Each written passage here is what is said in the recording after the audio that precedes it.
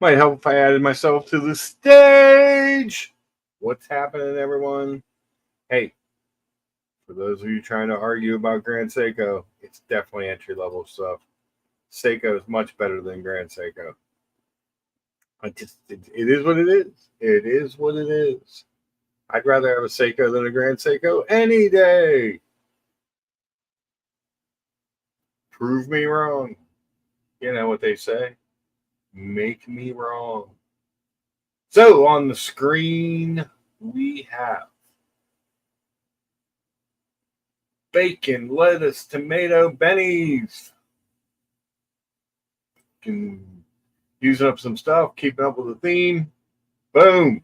There it is. Take that for breakfast.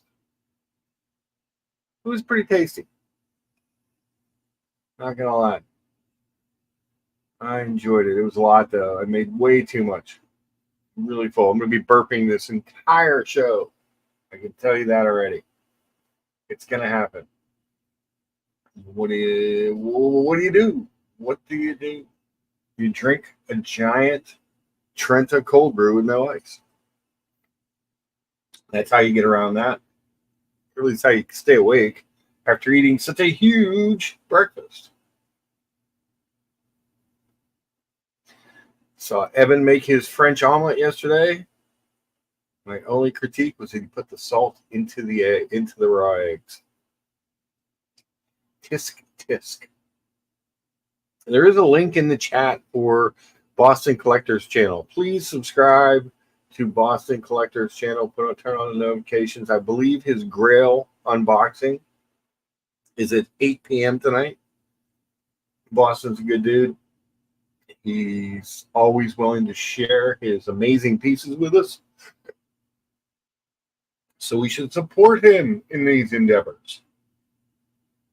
But yeah, I'm kind of excited because if Boston says he's got a Grail watch, God only knows what that could be. That could be something stupendous. I'm sure it cost him a small fortune in pastries to keep that relationship going with whatever AD he got the watch from. But, you got to do what you got to do. The link should be pinned to the top if anybody wants to pop on. But just in case,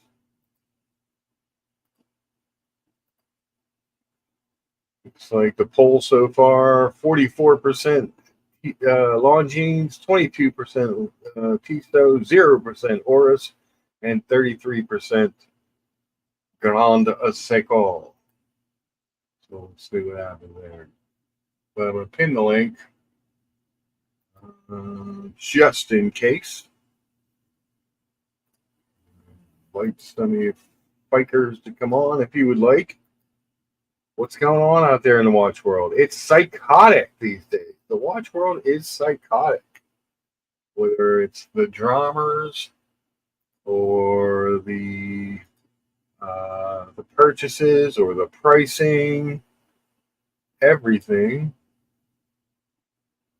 All right, it should be pinned. Hopefully that worked. But the link is there if anybody would care to join the stream.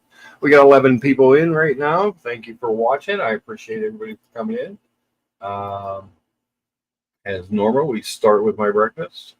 We got 9 upvotes. That means 2 people didn't upvote. What are you guys thinking? And actually, 4 people didn't upvote because I probably upvoted twice.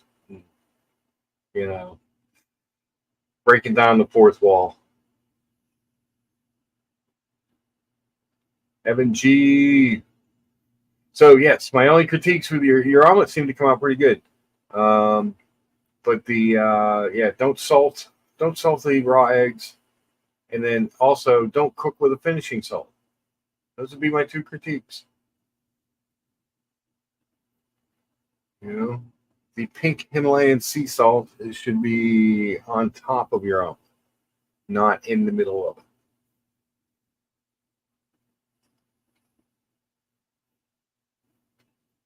It's hard to cook on the stream, so God bless them for doing it.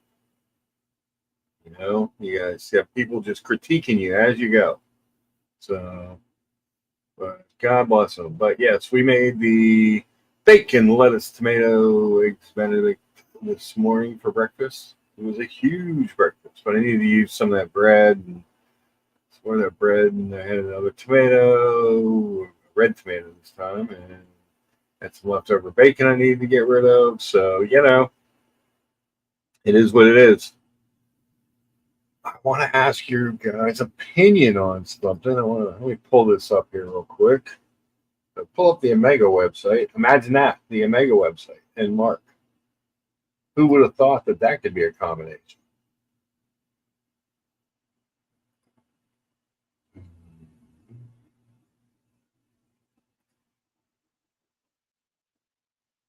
It's not a cheap piece, but it's kind of cool. I think it would look cool on my watch. So I'm thinking I'm actually here. We'll do a wristwatch check before I do that. Today I am wearing the Omega CK859, the Omega Specialties, number 237 of the numbered edition. Somewhere around 3,000, I think they made total for about 6 months. But the watch I'm talking about for the strap is the White Diver 300M. Make myself small again. But check this thing out. It's expensive. It's expensive. It's on the wish list too. So I put my info in for when it becomes available. But it's a deploying class red rubber summer strap, and that's what it would look like on my watch. I think it looks pretty cool. It pulls out the red from the Seamaster script and the tip of the second hand. What do you guys think? Am I insane for looking at such an expensive rubber strap with a deployant for my Seamaster 300M? It's like $600, $640 or something like that. Ridiculously expensive for a rubber strap. But I think it'd be kind of cool. I had the black one last year, and it was comfy in the summer. I don't know. I think the red sets it off a little bit. What do you guys think? What does George think? Good morning, Mark. Good morning, George. How are you, sir? Oh, just peachy this fine Sunday morning in the Northwest. Yes. What's the weather like out? Well, we've had about mid 80s. Actually, yesterday I take it back. We got up to 95. Yeah, So it's kind of been scorching. hot here. It's been real hot here. I just thought I'd save the stream from these Omega shitters. Now you sound like Brian. Jesus. Well, I'm grateful that it's at least not an IWC that's in front of my face, Yeah, thank God for small things. I know, it's the small favors. Oh, well, I thought I'd kick off your show in this wonderful Sunday with a little unboxing. Oh, yes. Shall we make you big? Yes. So, for everybody that knows me in the chats, they know that I love values, and they know I love buying great watches with great histories at huge discounts, correct? Yes. So I had recently bought a 16520. Oh, excuse me, real quick. I'm getting a text message. Oh, go ahead. 1 second. I'll be right back. Hold the thought. Hold the thought. I will. We'll hold that thought. Turkey Vulture, remind me of this after George's unboxing, and we'll go look at it. Kevin, is George unboxing an IWC? You never know. You never know. Or, maybe some other Richemont brand shitter. You just never, ever know what's going to happen. So, do you guys all follow me on Instagram? If not, you should. There you go. Sorry about that. I have some chores I have to do. I've got a wine cellar that I've got to get cleaned up a little bit. That's the only area in my house that my housekeeper is not allowed to go into. So okay, I do that. every so often reorganize a few things and get my wines. And I'm kind of particular about the way I organize Yeah. all my wines and my liquor. So so basically, I love deep value. Yes. And I had bought a 16520 a while back, and I really liked it. Yeah. And about a week ago, the owner called me and said, "Hey, I have something that you might be interested." And I said, "Okay, well, what is it?" And so he explained it to me, and we negotiated a price. And I didn't take the first offer, didn't take the second offer, didn't take the third, Uh-oh. and we finally got it to what I thought was a fair price for this beauty. And I think this is a real beauty. So here you go, gentlemen. Whoa. And does anybody know what makes this special? Is that a Zenith movement? That is a Zenith Daytona from 1996. Wow. Look at Yep. that thing, George. That's And beautiful. look at this. Just a little bit, but nothing much. Nothing major, no. Yeah, nothing. All the links present, never been polished, never been touched. And I will let you know what I paid for it. Anybody want to take a guess? I don't even have a clue. Yeah. Would $28,000 shock you? No? That's what it paid. Wow. Yeah. That's gorgeous. Yeah. And I thought for 28,000, he was originally asking about 33, and he wanted to get rid of it because he has some other watches coming in, and he's like, "Well, you can take this, but this is the best." And then I said, "Well, that's not good enough." So we negotiated it down, and 28K is actually, for this watch, I think is a steal of a deal, That is a because you can't get you can get a ceramic one for about 28, 26, Yeah. right? So I don't can you I get don't think the ceramics look as nice. No, and I love the Zenith. So Yeah. I've got hooked into the maker, and this is all the links and everything, and just a beauty of a watch. That's Yeah, absolutely beautiful. yeah. So it's kind of been now my weekly wearer this week, so it hasn't came off my wrist, so that should say something. So, Absolutely. but that's the only unboxing I've got. I've got one more piece coming in from an AD in about a week or two, and I might unbox it on your stream. So we'll see. Nice. Well, I appreciate that. That's absolutely beautiful. I love those. The ceramic's okay. It's not that I hate the ceramic bezels, but the metal bezels on those they're iconic. You know, when I think of a Daytona, that's what I think of.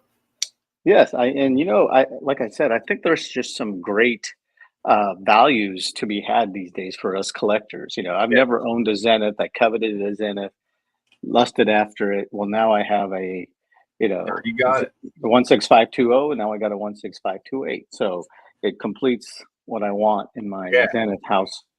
So, and I thought, well, for 28, I could do a lot worse. Like I could get an IWC and an Omega, and that could be, disaster for the collection. So I figure if I'm going to put money into it, might as well. My heart. You could have bought 5 aqua timers. Yeah. Oh God, I'd rather have 5 bullets through the head. Oh God. You can have the most prestigious aqua timer collection in America. If I ever got an aqua timer or an IWC, I'd be at my church on my knees praying to the dear Lord to take me now. Just take me. Just take me. I've gone awry. Oh my. But thank you for sharing that. That's absolutely yeah. I just thought your audience would like that because like I said, 100%. I think these Zenith movements are just really nice, and I think this watch, believe it or not, I think back in the day, traded up towards like $60,000-$70,000 because of the movements, and now I know this has come down to about 28, and like I said, it's I bought from him before, and I have like total confidence, and he actually checked the bracelet to make sure that the bracelet matched the case and everything Mhm. was on par. So very trustworthy. Nothing's been like polished or anything like Right. that. The only thing it did not have was a box and papers, but if you wanted box Yeah. and papers, you're looking at about I was $40,000. gonna say, how much So money is that at? 10 yeah, grand? exactly. Yeah, 10 grand, exactly. So for 10 grand and a great 10,000 in my pocket, Yeah. and probably, at market price. And he told me that's exactly what he paid. So Well, that's great. I figure it's a good value for the It's a money. good deal, and And I it's a love, good watch. yeah, and I love good values these days, and there's so many good ones. No, that's awesome. You don't see So that very often in that kind of shape. no, they're Normally, they're all usually banged. up, Yeah, or yeah, they're they're usually polished, banged up. or they're just Exactly. polished to crap. Yeah. Right. And this has never been touched, he said, and he's examined it and looked at it and had his watchmaker look at it, and everything is to the T. So Nice. yeah, Very, it very nice. everything runs well. So enjoy it very much. Very cool. Very, very cool. What do you think of the red strap on the white dial Omega? Oh boy. Oh boy, he says. Well, what's the purpose of the red strap on a white Omega? I just think it brings out it highlights the red Seamaster script and the red tips on the second hand a Mm, little bit. Just kind mm. of changes it up for summer. Does that strap say, "Look at the shitter I'm wearing on my wrist"? Absolutely.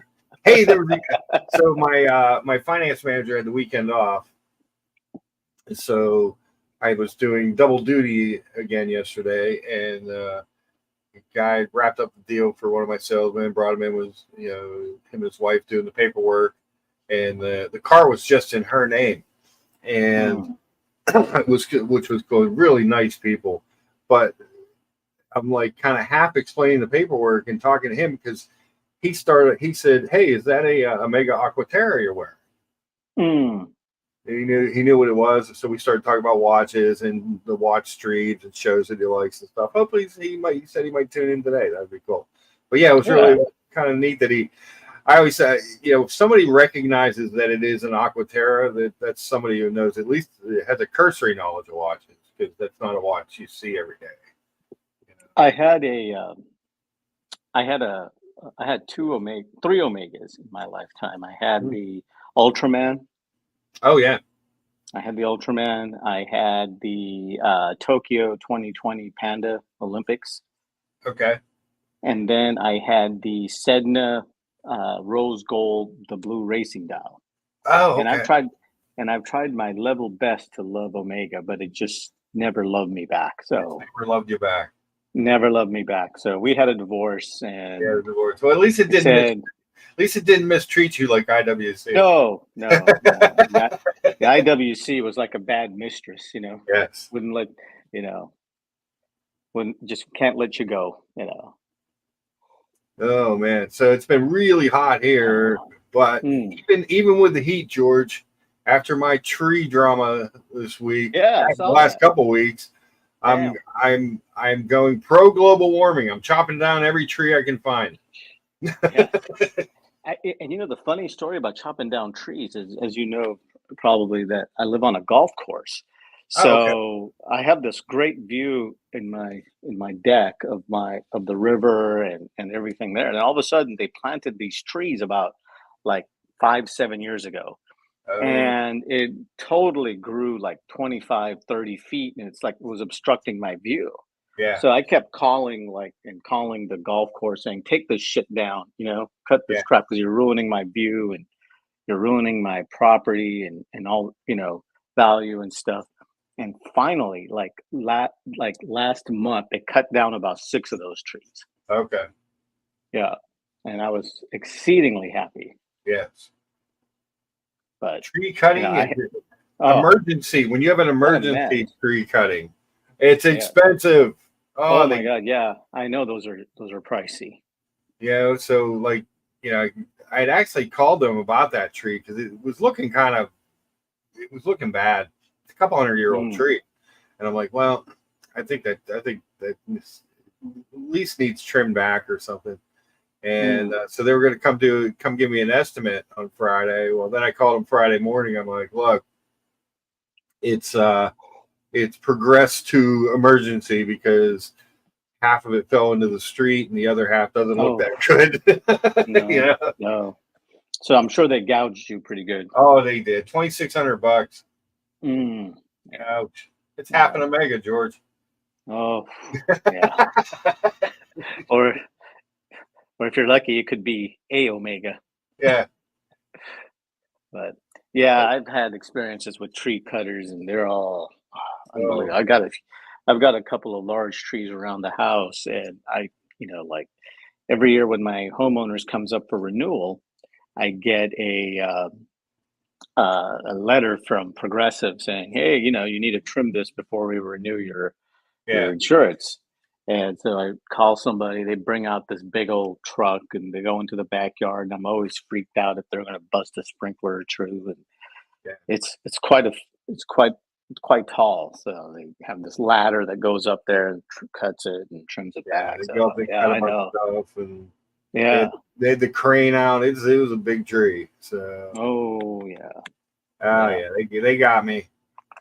I'm sure I paid, because I was figuring 1,600 to $2,000. So there's always additional stuff. Yeah. It's just like calling the AC repairman during the hottest day of the year. Yeah. Be prepared. You're about to get it. Yep.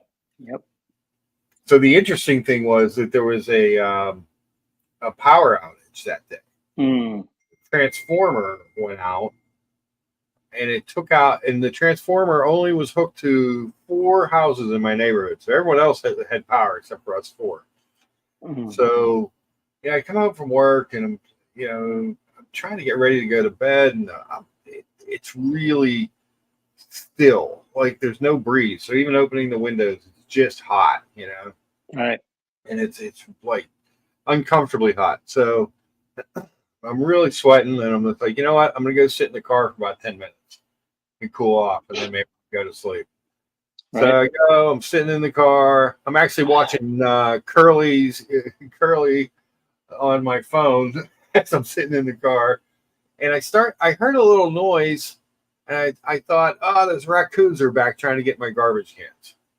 And then next thing I know, I hear this whoom. And the car kind of bounced. I was like, what the hell was that? Did the tree hit your car? No, it went the opposite way. It went into the intersection. It did clip my neighbor's car. The little Ford Escape. It took out the tail light, put a little dent in the roof, and the dent in the quarter panel. But it was brutal. So I walked out, and my one neighbor was like, "Hey, be careful! Did it hit the power line?" Because I was walking close to the tree on the sidewalk, and I was just dumbfounded that half that tree had just fallen into the road, and but it missed the power lines, it missed the street sign, it missed the stop sign, it missed my fence. It couldn't have fallen in a better place, and the police showed up. They're like, "Is everybody okay?" Oh yeah. Then the fire department comes. So the fire department is there until about 2:30 in the morning, just cutting it up enough to clear the street so people can go through, because it fell right in the middle of the intersection. And right after they got done, the power people finally came to put up the new transformer, and they're almost right outside my window doing this. In fact, if you look at the video on my Instagram that I took that night, you'll see the blinking lights of the power company a little bit down the street running, as they were doing their work. And we, so I didn't get to sleep till like 4 in the morning. And then I got to call the tree guy back and see if I can get him in on an emergency. And I call my boss, and I'm like, look, I'm probably going to be a little bit late. I need to figure out how to get rid of it, because the tree was so hollow inside. It had rotted and was so hollow inside. I was afraid. Was it dead? It had all kinds of green leaves on it. Oh, okay. But it was here. I'll pull up a picture. but it was pretty bad. Remind me to tell you a story about something like this. Okay. Mm-hmm. Here, we'll play this. Hold on. We'll play that so you guys can see it. Lucky it went that way instead of the Look other way. how Otherwise, it wrapped around the street sign there. Yeah, you're lucky it fell. It fell the way it did. It could have gone into your house. It looks like, you know. Those trucks are the power company replacing the thing. But it was. How old is your house, by the way, Mark? My house was built in 1882. Oh, nice. Yeah, big old brick monstrosity is what I like to call it. That's my neighbor's house. I like their house. They have a nice house. You know, that brick house is very solid house. Oh, very yeah. Solid. 95% of my foundation is still the original stone. That's good. There's one section we had to replace. One little section. But look at that. Look how hollow it is. Oh, yeah. And look how tall it is. That's a big ass tree. It is. Are you allowed to trim that tree, or do you have to get like a special permission to trim it? You know, and this is the battle I've had with the borough over these two trees in front forever, is that when I took down the trees in the back, I inquired about these, and they're like, "Oh no, you know, we have to approve that, blah blah blah blah. Those are technically our trees because they're on the other side of the sidewalk." But then when it falls down and you need to take it down, they're like, "Oh no, you own that tree." Right. So I have a issue, or I've been having some issues with my HOA back in Orange County. Yeah. And they are very, very, very, very, very strict. And so I've decided that I wanted to redo my backyard. And so because of the covenants there, you have to submit all the information to the HOA, and you have to pay them like $500 to review it. And they want a list of all the plants that you're putting in, or trees, or whatever you're putting in. And then it has to be written up by the contractor or the landscaper or the arborist who's putting them in. And then, you know, you pay them $500, they review it, and then they make modifications, you know. And so anyways, so we started the project, and then we finished the project, and then they had a HOA board representative come over to that backyard to take video of the landscaping in the process and in the final finish.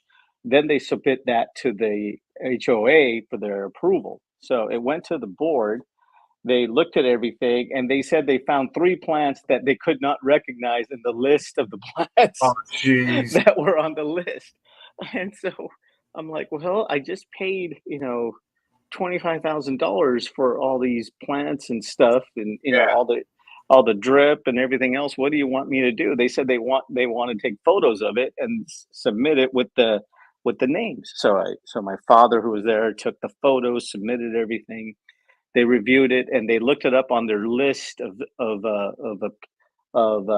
plants that are allowable. They said these are not on the list, and these deviated from your original plant, so please remove them. So I'm like, oh my God. So I called my gardener, and I said, hey, did you guys put these plants in there? And they said, well, you know, the city next to us, which is Corona Del Mar, said there's no issues with these. So they figured, you know, Newport would be fine. So they made the mistake. And then I get a letter from the HOA fining me $1,000 on top of everything. Are you serious? I'm not joking. Buckley said it's California. Oh man, you know, I mean, I knew the HOA at this area, they're very restrictive. In fact, basically, if you sell your house, they interview the new buyers, you know. Oh wow. Of the house, and there's like certain things that are totally like you can't do Airbnb, you can't do Verbo, you can't do none of that stuff. Yeah. You can only have like one car parked outside your driveway, that's very restricted. I mean, like super restricted. Certain colors of your house you can paint. They have people who drive around the area, and the Okay. enclave is only about like 25 homes, and so they have like people driving around making sure that your lawn is cut properly and that everything is sustainable, and if nothing is That's sustainable, then crazy. they fine you. So I'm in like 2,000, almost like $1,500 plus new plants, like 3 new plants, and I've already paid for these. So it's like going to be, by the time it's all done, it's going to be hell of a lot of money for a Oof, simple situation. So that's crazy. yeah, it's just unbelievable. I've Oh, never had anything quite like this. Then there was a time when we painted our home there, and it's a substantial size home. yeah. And you have to have like they give you a list of trusted painters that Are you have you to use. serious? Oh yeah, oh yeah. Then they have to put nettings up. They have to put like literally like a huge, like I call it like a garbage bag around your house, because they don't want that paint to go into the grass or into the. Oh, jeez. Oh, what? It's just like unbelievable. I've never had That's anything quite like crazy. this, you Yeah. know. And then there's like 2 security guards there, and they're about as nosy as they get. Like if you're going, they know you by name. They know almost like where you go on a routine basis, and they have like everything they know about you. And it's kind of bizarre and weird stuff, but it's That's what it great. is. Oh It is man. crazy stuff. And Yeah. imagine like if we can't have these kind of trees in the Yeah. neighborhood. These are totally outlawed. And one, it ruins the view of the ocean. Two, it's not palatable according to the HOA. Wow. So yeah, it's I've never had anything quite like this. Like I said before, That's I'm only going through this now. This is like, back in 2010 when I bought the home, and now 2015 we did some work, and then 2020 we did the paint job. Like okay. we redid it because the salt air from the ocean kind of screws up the paint, so Right. you got to change it up. Unbelievable. So That's consider nuts. yourself lucky. That is absolutely nuts. Well, there's the house now without the tree in front of it. It's the one tree still there, but see where my Jeep is parked, George? Yeah, I see that. Yeah. That's where I was sitting when the Mm. tree came down. So if it had come down the Oh, other way, geez. it would That's what have I got said. me. That's what Yeah, that's what I said. Yeah. it got me in the porch. Yeah. But so this house, like I said, was built in 1882. It's a nice house. So, it's Mm. much more than I need. But what are you gonna do? I love these old type homes with brick. Yeah. So it's hard to see, but I have a big porch swing on the front because my Mm. neighborhood's real quiet, real pleasant. People walk their dogs. They walk by with their friends and stuff, and it's just a real nice, hey, how you doing neighborhood. If I have Sherman out, the people come up and they want to see Sherman. Oh, and I got busted once by the Oh, HOA for running my sprinklers at a designated time that I wasn't supposed to run my no way. sprinklers. I forgot about yeah, when No way. California was going through its drought. I So my parents live in my house right now, Yeah, and because you can't basically you have to have a tenant or yeah, they somebody have living to in the occupy. house. That's part of the HOA deal, right? It cannot be quote unquote vacated. It cannot be a vacation home. Somebody has to be in it, but it can't be rented out. So you Oh, tell me how you fill that in. So, anyways, my folks kind of live there. They go between their 2 homes, so they live there every so often. And by some reason, the sprinklers turned on during a time when it wasn't my designated date to have my sprinklers running. And I get a phone call from the HOA with like a real nasty phone call, you oh, know. wow. And they told me if I don't turn it off and follow the rules of the HOA, they're going to fine me again. Oh, So shit. I I think I've been fined so much there that they kind of enjoy it. That's crazy. Yeah, Oh my my town. gosh. No, nobody cares in my little borough. You do whatever you want. No. Yeah. Yeah. You can't have any political signs up. You can't have, you know, your car, like I said, one car on the, on the, you're allowed to park one car on the street at maximum. You have to have a registration. If you're having a party or something where 10 or more people are coming, you have to like register all the vehicles. They have to park like a block and a half away, then they have to walk. Oh wow. Yeah, it's very restricted. Which is, you have security, which is cool, but it's a little bit of like over the top overkill. Evan G says HOAs are a pain. They're super hard to make big changes to because they often require a majority of homeowners to show up to a meeting to vote for a change, and nobody does that. Ugh. Well, the thing is that our place, I think there's 20, let me see how many houses, roughly about, I'm going to say about, let's just say 25. Okay. They have meetings once a month. So my father goes to the meetings, and about like, they usually get about 15 people that show up. So they do get quite a bit of people to show up, which isn't bad. But in general, HOAs are just, they're a blessing and a curse.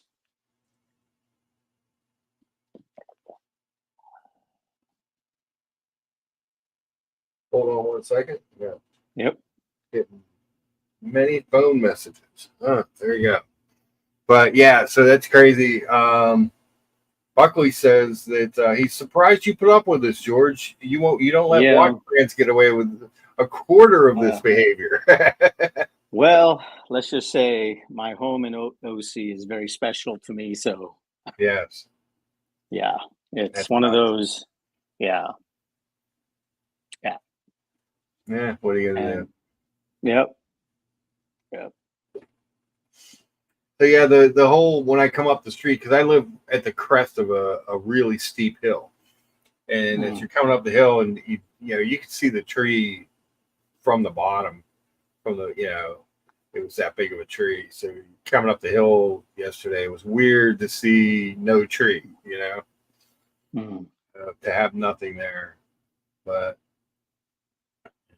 like I said, it was fortunate that one car got some minor damage, and the rest of it was just in the road and around, missed all the signs, missed the fence. I mean, it could have been a true disaster. But hey, John, good morning. John D, good morning to all. Great fun last evening on the street. Your house in strange directions. When I used to live in Omaha, your house looked awfully similar to Warren Buffett's house. Yeah. It's a cool old house. Similar. Beautiful woodwork. Yeah, the wooden side is amazing. It's got a walk-up attic, which you can see the peaks at the top there. It's got 4 fireplaces and it used to have an old coal heater, I think, because there's another chimney on the back of the house that I have no idea what it's there for. It's closed off, but so the fireplace in my room and the fireplace in my room and the dining room are on one chimney, and the one of the spare bedrooms and the living room are on the other chimney. But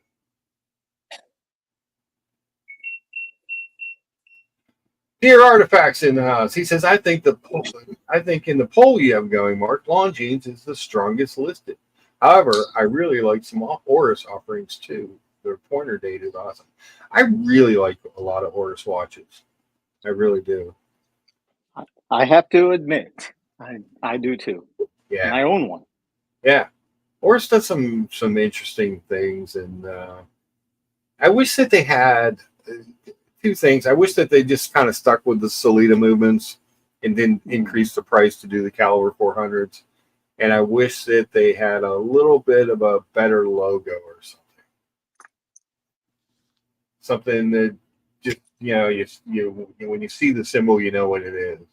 But yeah, it was good stuff. We've got Buckley, we've got Evan G, we've got the original OC, we've got Orco, Otto, BW, Bruce G, John D. Hey, John Yo. D. Hey, buddy, this is Oh, for here, let you. me make it big. I thought you might like this. This is my Hold on. newest acquisition. So, the 16528 Zenith yellow gold black subdial Daytona. So, That's beauty. Why don't you show that again, George? oh sure, You put it on the wrist. yeah. Yeah. Oh yeah, sure. Oh, give me It a sec. looks amazing on the wrist. I just think those full metal, they just look better. There you go. There it is. Yep. Absolutely Well, gorgeous watch. for 28K. What a deal. 28K. Yep. I thought so. I thought it's a pretty good deal for 28. Yeah, absolutely. Anyways, on your poll, I thought Tissot was a pretty good value. Tissot's a very good value for the PRX I think is a good value. Yeah. So the guy that was in the office who they recognized the Aquaterra, he said he has a I think it was a C65 Christopher Ward, young guy just starting to look at watches, yeah.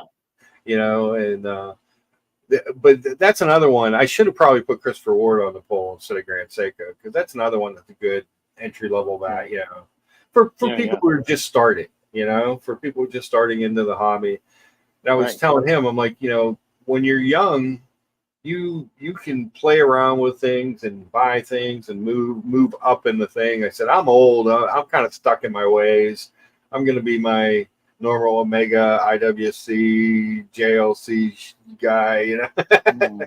Oh yeah, I have a sales associate at my local jewelry store, and he's a young kid, and he's just getting into watches, and so I had a Messina Lab watch that I bought years ago. Yeah, so I just gifted it to him, and you know he was getting into just getting into watches. And so now I just saw him yesterday or Friday, and he said it hasn't come off of his wrist since I gave it to him. So it's always nice to see it, you know, to see the next generation of kids come up. So it's cool. Yeah, BWs of CW are quite good for the money, better than others at the same prices. Yes. I think you get some value. There's a lot of those watches you can get some value in and move up and have a nice looking watch with a decent movement. And, you know, it's not a Zenith Daytona, but it's not supposed to be. You're not paying for it. You know what I mean? You're you know, but you're paying for a quality watch with a decent movement that's gonna, you know, it'll catch some, especially these days when everyone's wearing their Apple watches. You know, even a Longines. I look, if I see it on someone's wrist, I take a look at it. I usually try and compliment them on it if I see them wearing a nice watch. Tim G's Fake Life says, tuned in. What watch is George showing? All right, Tim G's Fake Life. 16528 Zenith yellow gold Daytona. The absolutely stunning piece. For 28,000. And I will say this as well. I think Buckley's right. When you look at those in the full gold on the metal, they look bigger. It looks like a bigger watch, a little bit bigger of a watch. I love this Daytona, to be honest with you. And I've had many Daytonas in my life. So this is a keeper. Goes in the permanent collection. That goes in the permanent collection. Cool. Yeah. Otto says even the full yellow gold black dial Daytona in today's offering is super underrated in his opinion. I think he's right. Yeah, I think so too. I kind of prefer the gold bezel, you know, over the ceramic.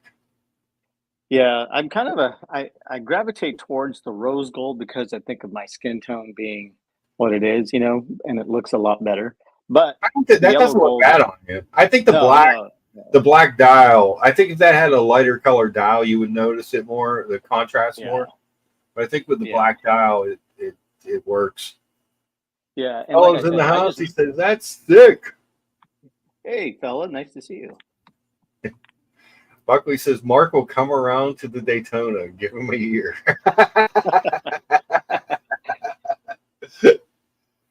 You never know. You never know. I think, like I said, Mark, I think, like I said, I think there's so many good deals in the market these days that people there's a lot of stuff. Yeah. Oh my gosh, you know, for us collectors, and you know, like I said, it's not exactly. It wasn't on my list of things, but it just happened to work. So And when I Sometimes see those are the something that I best like, ones. yeah, exactly. You know, when I it think comes out of so. nowhere, it's not unexpected like that. I think sometimes you appreciate it more. I was listening to the afternoon Watch Colony stream yesterday. I was having some lunch and some conversation with another friend of mine, and I was driving back home, and I was listening to yesterday's stream. I think Buckley, Diego, Boston was on it, and they had some pretty good topics about watch collecting strategies, et cetera, et cetera. Yeah. And you know, I've always felt, and like I said, I'm just going to keep this to my own. I always keep my watches as like a maximum 3 to 5% maybe of my total net worth. Okay. It never goes beyond that, and Right. I don't have anything in my watch collection that like everything that I bought because I liked it, and Right. I could care less. When you buy these things, you're using discretionary money. Hmm. And if you're saying, and in my own opinion, having been a collector for over 20 years of this stuff, if you're buying this with the hope of like retaining value or keeping some value, then I think I don't think this is it for you. I Right. really don't. I think these are inanimate objects that tell time, that you buy for luxury purposes, and that's all that they do. So I think if you're considering buying watches as like placeholders of value, maybe that's okay. But I always was under the assumption when you bought a watch, you always ended up losing 25 to 30% of your value at the time of trade in, Okay. even Rolexes or whatever else you might have. That's the way I was always taught. So when I buy a watch, I always assign a value of zero to it because I'm buying this with my discretionary money. I'm not Right. put This is not money allocated to my kids' college fund. It's not money allocated to Bitcoin or to the stock market or anything else. This is allocated for a personal hobby. Right. And so when you invest in hobbies, sometimes you lose some and sometimes you win some. And with the watch hobby, it's more common to lose some than make some. But I do understand these days, you buy something at X, you can probably get 3X on it. So I'm Right. not stupid, but I've always assumed that I bought stuff that I liked. And Hmm. when I go to sell, I'm assuming I'm going to take a loss on it and move on. So that's just me. Cool. No, that's a good way. And I I think know, that's a good measurement. Fella says 3.5% is correct. More is foolish. You can yeah, get carried away with it. You know. yeah. My I, watch channel says, "Wow, George Voorhees, he loves your oh, new Daytona, and his Tudor Black Bay 54 arrives tomorrow. He's hey, looking forward to it." congratulations. That's a Yeah, good looking watch. The Black Bay that is a good 54 looking is a watch. really good looking Yep, watch. that is a good looking watch. I think it looks better than the regular Black Bays and the 58s. I wish they I made would that. agree.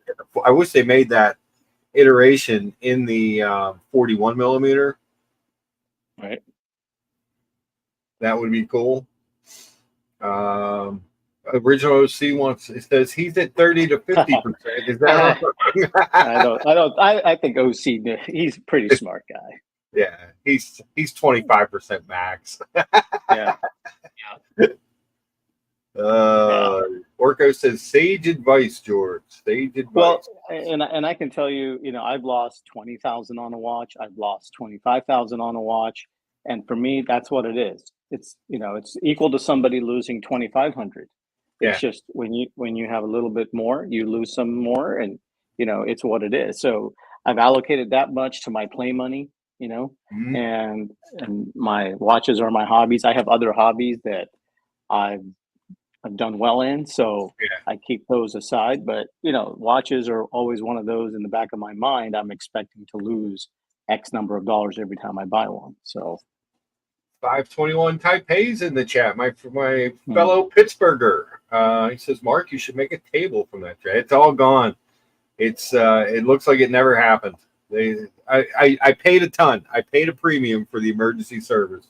Don't get me wrong, but they got all that crap out of there, cleaned it all up, swept up the street, got all the branches, and actually took that big branch from the one that fell into the fence before with them, and it looked like it just never, like nothing ever happened. So it's all gone.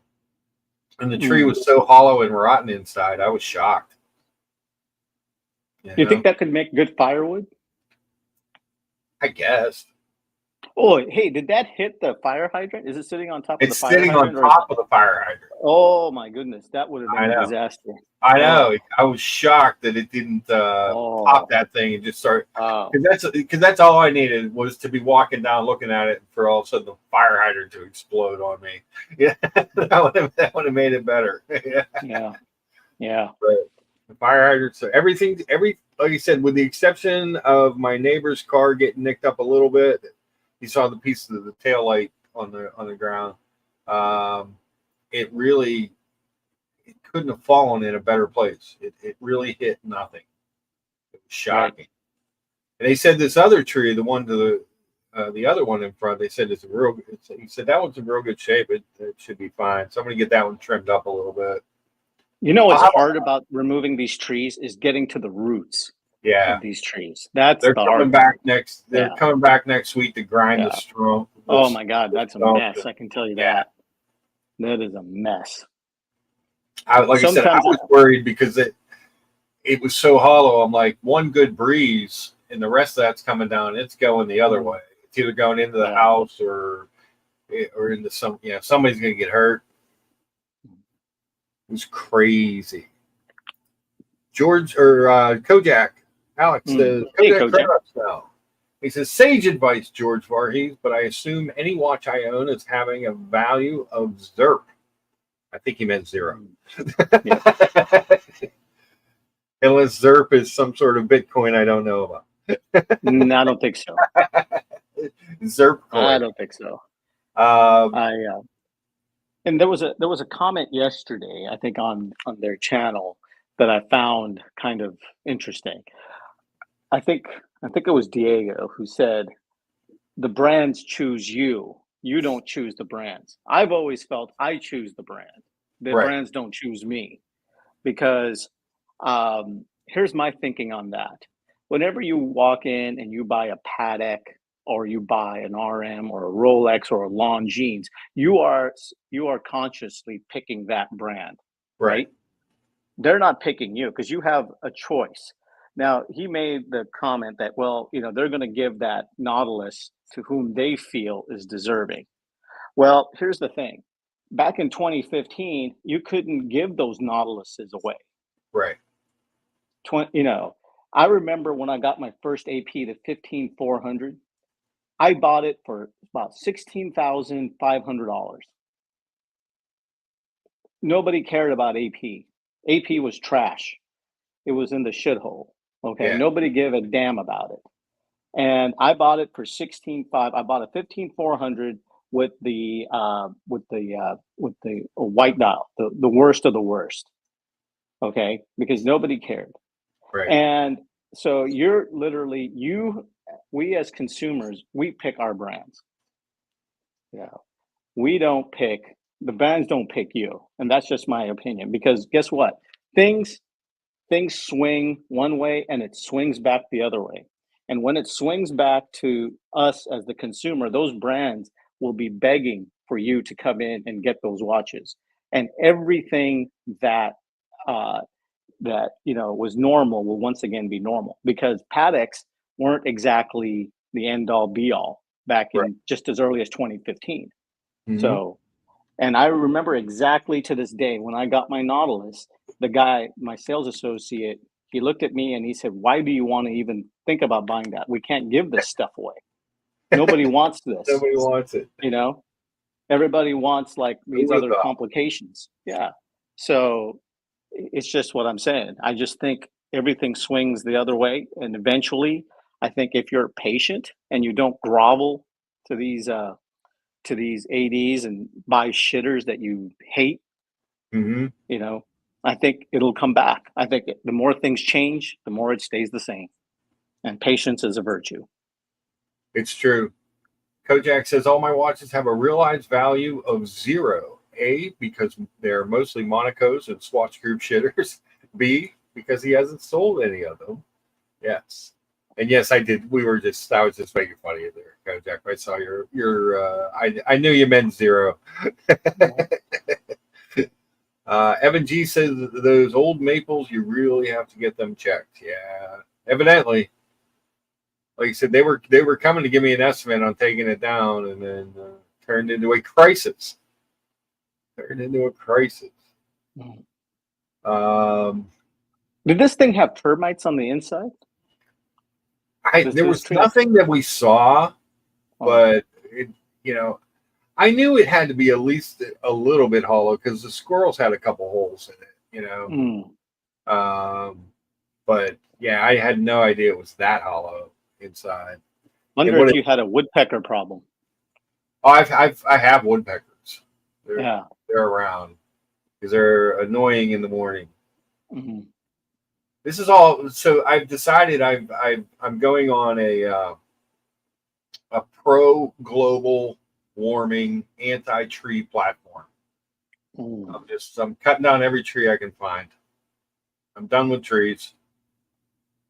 So we're gonna, the only tree I'm gonna have, I'm gonna let the world warm up enough that I can grow a palm tree in Pittsburgh and have a coconut every once in a while. There you go. Yeah. Let's see. So Fella says that comment is wrong by Diego. If you go in and pay, you pick the brand. There's zero brand where you can't do that any day you want. The question is simply, how much do you need to pay to pick them? Now, are you talking? My question, Fella, because I don't know, and I didn't. I was working yesterday, so I caught some. I would catch in and out of the stream here and there when I could. And like I said, I was pulling double duty finance and sales manager yesterday because my finance manager was off. But are we talking AD purchase, gray market purchase? Because a gray AD purchase, I'm assuming. Okay. It's AD purchase. Because I agree with you too, George. Like when you picked up the, was it the Vacheron or the Longa you just picked up? Longa. The Longa, yeah. Yep. Because when they tell you, look, we need a certain spend history, when they're upfront about it, well, I think a lot of times you're saving money going gray. You have to really look at it. It's not as cut and dry as everyone thinks. Mark, the other issue is I put a certain value on my time. My time is precious. I'm not, I have a job 8 to 5. I'm not, going to spend time calling ADs, calling people, et cetera, et cetera.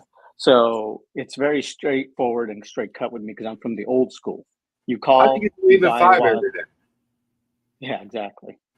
Yeah, I actually get up at 5 just to prepare for my entire day. So it's 5 a.m. to 5 p.m. literally. So anyways, I don't have the time or the effort to call my 5 Patek ADs or my 5 Rolex ADs or whatever.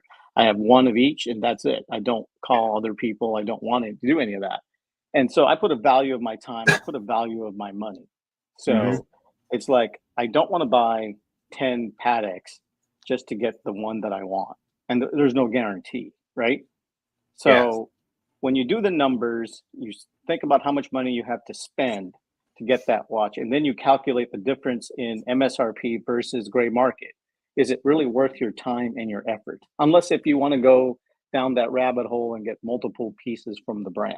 If you're wanting to get one piece from Patek, it's not worth your time. Maybe 2 pieces, not worth your time. But I just think at this point in my life, being in my mid to early 50s, I just don't have the tolerance for that kind of BS anymore because I remember the way it used to be. And other people can disagree with me. I'm sure there are people who enjoy the chase. I think everybody goes about it different ways. Like everybody does it different.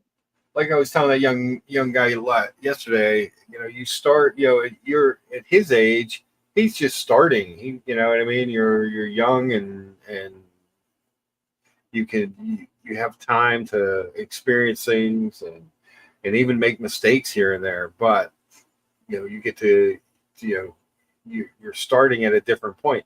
My point is 5 to 7 years, I want to retire. So I don't want to Right. spend huge money on watches. But I like nice watches, but not super expensive stuff. That's why I love you guys showing me really nice watches. Hey. And I love when I get to see them, you know? I can honestly tell you with sincerity that whenever anybody unboxes something, I feel genuine happiness for them, whether it be Longines or whether it be a Patek or an Absolutely. RM or whatever. Because to them, you know, whether you're spending $500 or you're spending 500,000, it's a lot of money to that person. It's not a Absolutely. joke. It is totally not a joke.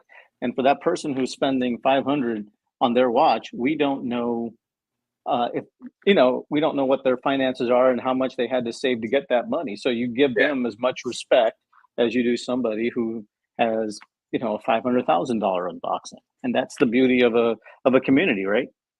Yeah. That's one of the really cool things when you see when someone unboxes something, they're just genuinely happy about it. That was Right. one of the things on the we'll just call it the other show that sometimes I would get a little disappointed in. Even when I unboxed the JLC, it was like, wow, you know, you could at least act like you're happy. You know? Right. You know? And like I said, I think it's like I said, everybody has their own finances, right? Right. No two persons on the stream have the same finances. So to give that person who has saved, you know, a year or two that, you know, props, hey, congratulations. It does mean a lot, you know, Right. and that's just the way it should be, in my opinion. OC reminding everybody, I put a link earlier and I'll drop it before the end of the show again. Boston's doing his Grail unboxing tonight at, I believe, 8 p.m. on the Boston channel. Don't miss that. Because that's going to be, again, I love when someone, I don't care what they unbox, and except for the spaghetti skemetti. I was a little opposed to that. But in general, I don't care what someone unboxes, but the I love sometimes to see some of these watches that I know I'm never going to own, but I'm not like bitter. I don't get like, oh, I'm never going to own that. I get like, oh, cool, that guy got that watch, and I get to see it. You know, maybe. But you know, Lucha, what the most coolest thing about the unboxings is the stories behind them. Yeah, yeah. That's what gets me every time. You know, Yep. like, you know, Father Artifacts. You know, the story behind the Le Mans. What a great story. You know, Right. and everyone else. You know, so it's always interesting to hear the stories behind it. So that's what I enjoy the most. I could care less what it is, but it's just the story behind it. But like I said, I think the days of maybe finding things on the shelves are going to come sooner than we think. Oh yeah, it's coming. It's coming back. Yeah.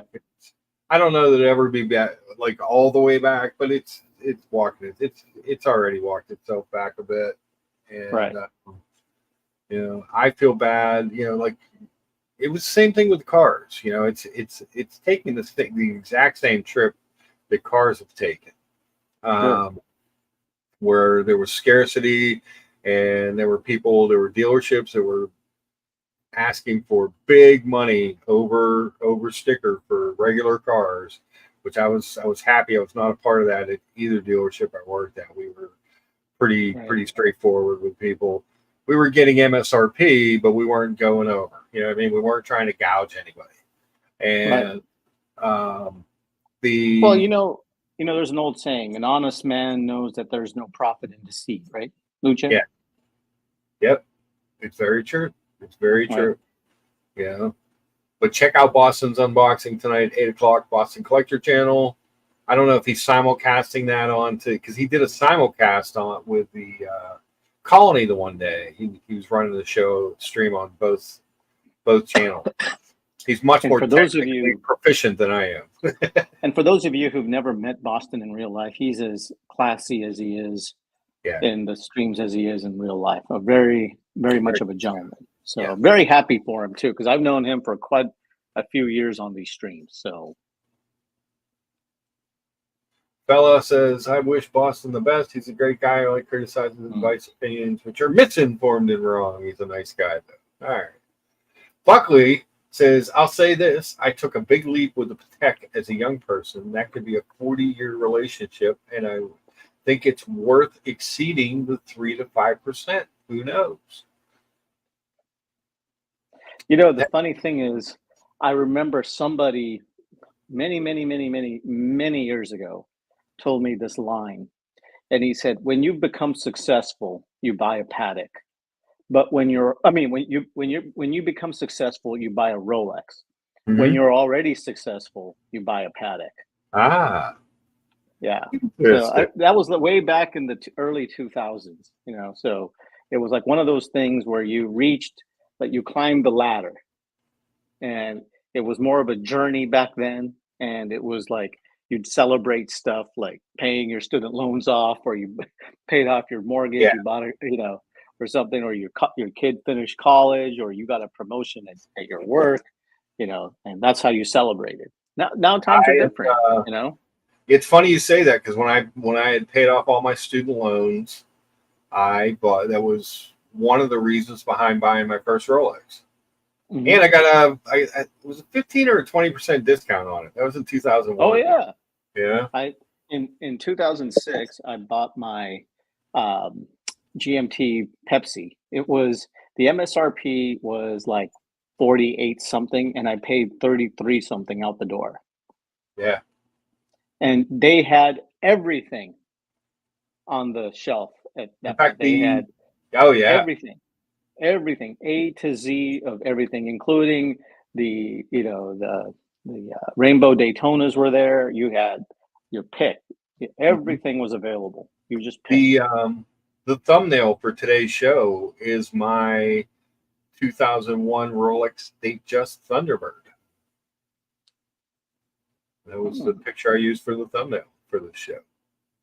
And it's a little wooden box. Patel Philippe, friend of the show, says, hey, Rick Turner was the Rolex wearing, diamond ring wearing, kiss stealing, woo, wheeling, dealing, limousine riding, jet flying, son of a gun. Yes, he was. Woo. Woo.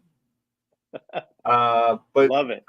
Patel says he's also bitter Luchabetic never won the TV championship belt. I'm going to make myself big here for a second. Because if you look, the World Television Championship is right behind me on the mantle of the fireplace. It's in the house, Patel. It's in the house. Bruce G reminding everyone that George Voorhees is always. Hey, thanks. I just call it like I see it. That's all. John D is very much looking forward to this evening's Grail unboxing. Yeah, I think the entire community is, to be honest with you. I think it's a epic moment for Boston. So, wish we could all get together and do it like one big get together. It'd be more fun, but he's on the east side and I'm on the west side.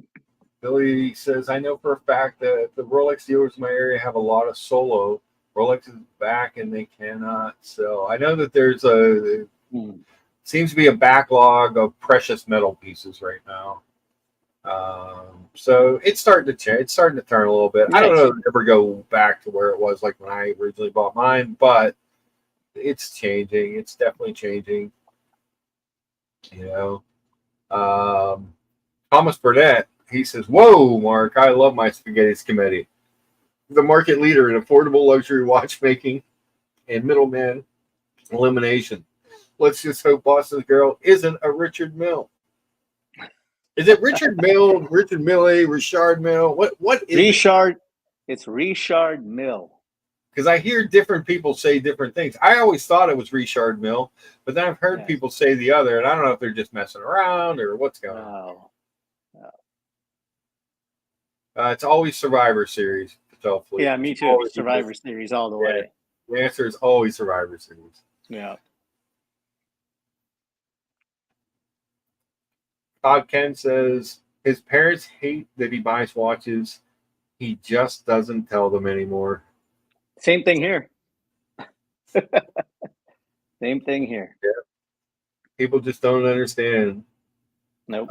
Evan G says it's Dick Millie. Yeah. True. Could be. Could very well be. I'm curious to see what it is because he's been climbing the ladders of some of these brands and putting in the time to try and work his way up their ladders. So whether you agree or disagree with the way he goes about it, he does have some success. Hey, you got to give him respect, right? Yes, he puts in work to get the pieces that he wants. Yep.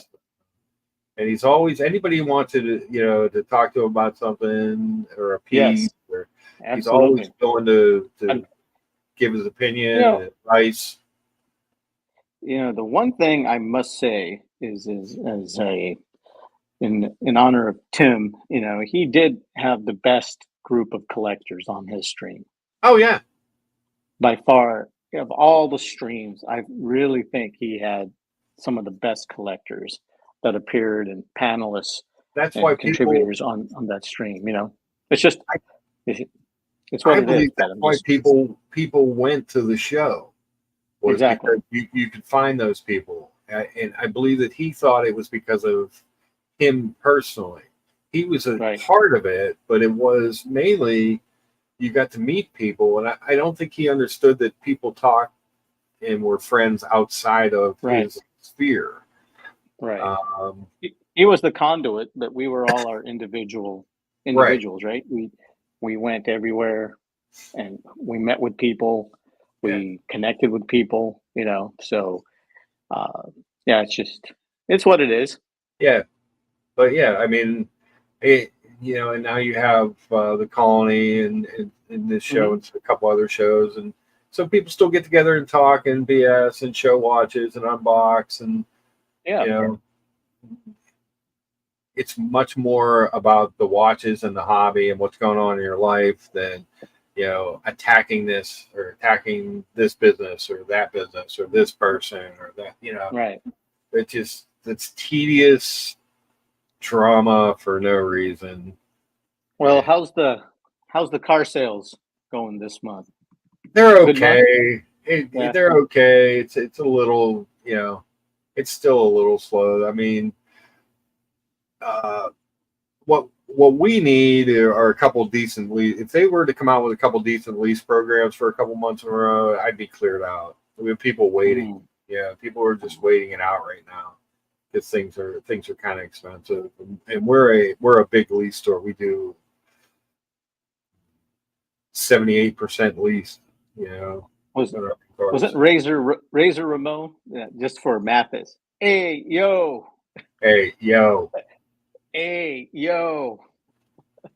You're looking at me, man. Yeah. Yeah, Razor Ramon was great. He passed away, I believe. I believe he passed away. Yeah. Yeah.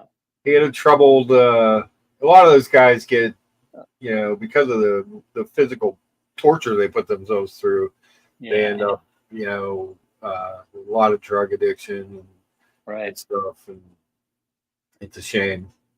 Yeah. Too many died too soon, too young.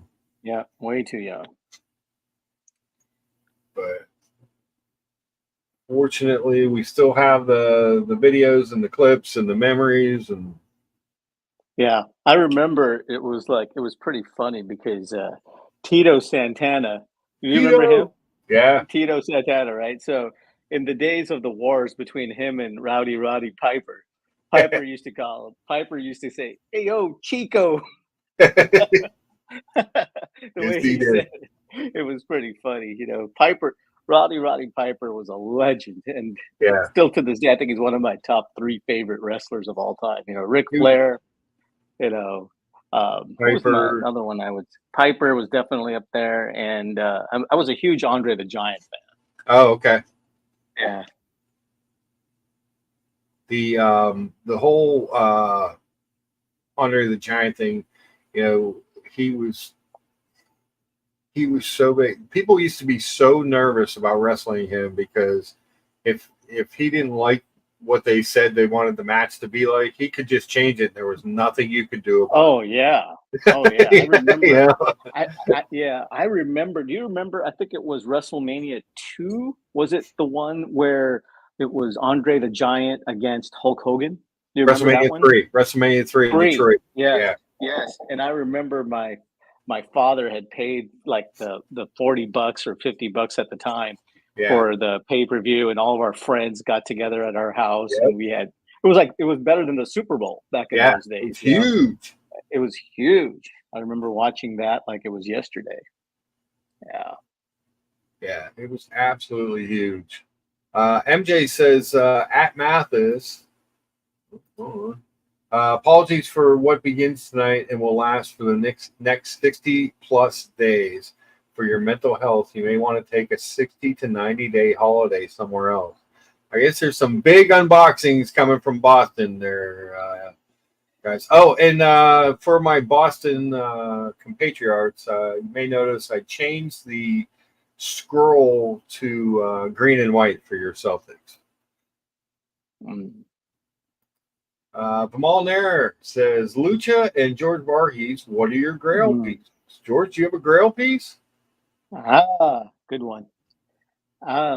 You guys know I love RM. You know I love the Nadal, and I really would love to get a 3503. Let me look that up. That would be my. I think that is the one that I You really said would like. 3503? Yep, I believe that's the Nadal. The automatic winding, but then there's like one that he just came out with the tourbillon. So Okay. I don't know the reference on that, but the 3503 in general is probably my Grail. Like this one? Yep, that would be it. Look at that. There's one that has the tourbillon on it that just came out. I forgot the reference number, but this would work. That would work. This would work just fine, you know. That's fine. It's got that same summer blue that I have on my Omega, George. You just get a summer blue Omega. Oh yeah, exact same thing. Yeah. So I think this is MSRP on this is roughly about 250, 230, 230 to 250. Very cool. Yeah, I was offered the 4001, the McLaren tourbillon. Yeah. And at $888,000, I'm like, I don't even own a McLaren, so that's a hard pass. Hard pass. And so that's a hard pass. So I will show you. Yeah, please. MJ reminds us. Please hit the upvote button. I think we got 29 upvotes.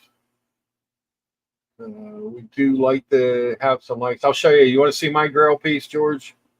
Yeah. If you've shown it before. Please God, don't let it be an IWC something. Nah, you're gonna be shocked. God. You're gonna be shocked when I show you this. Oh, not an Omega. No. Well, this is looking promising. There you go. It's the Patek Philippe 52. Oh yeah.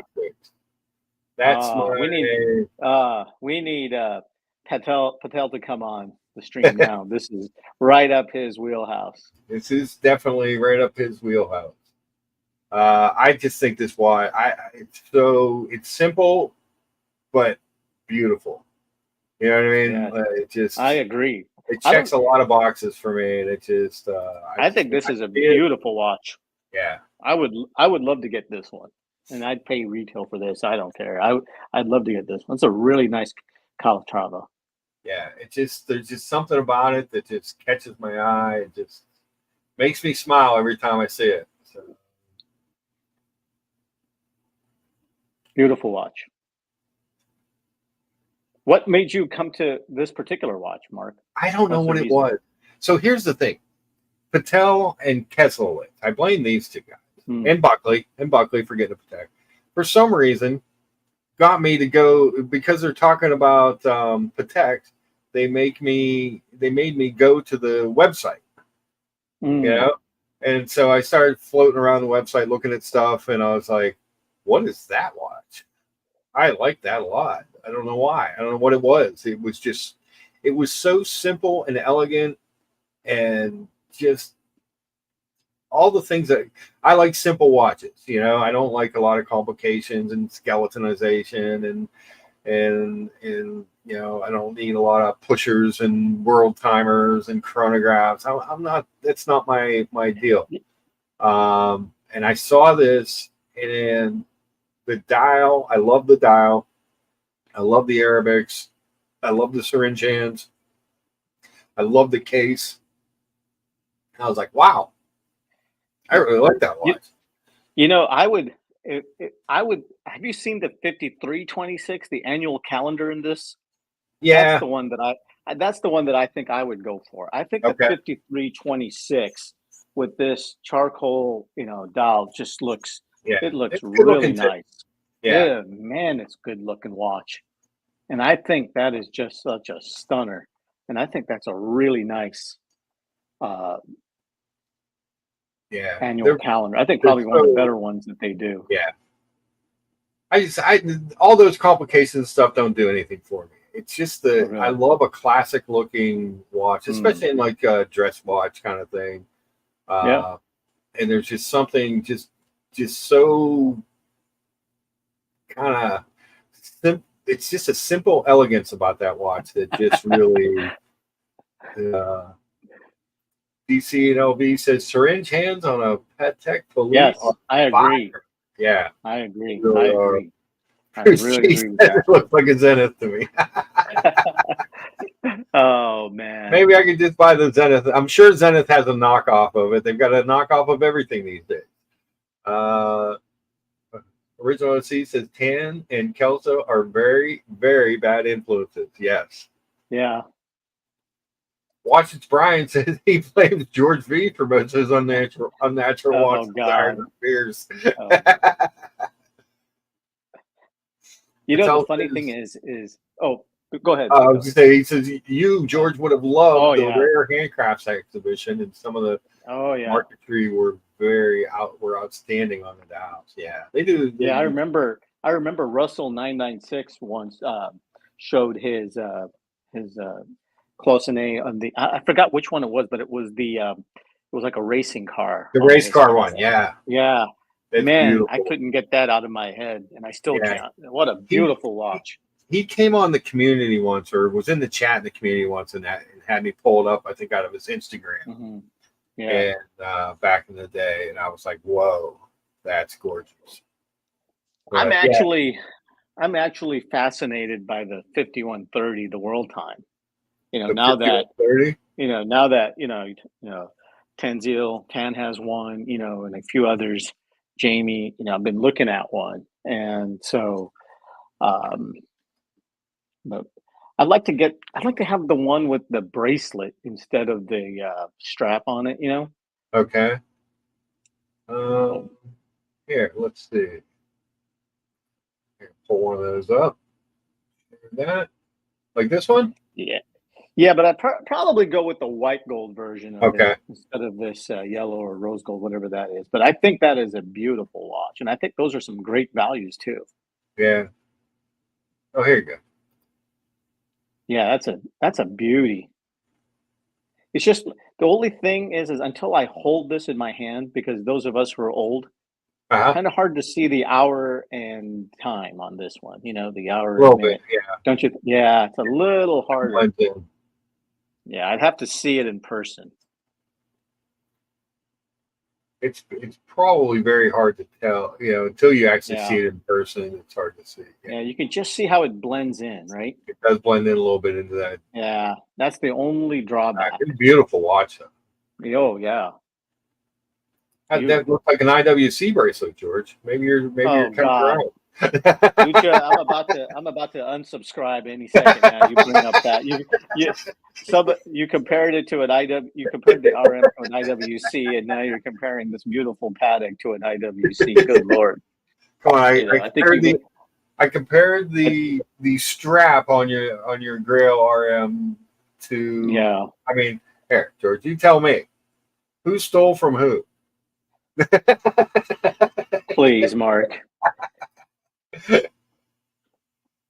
Yeah, I think breakfast is hitting you right now. Your sugar levels are dropping. You might want to get a quick snack. Too much insulin. uh, Oh, excuse me for a second. I'll be right back. go ahead.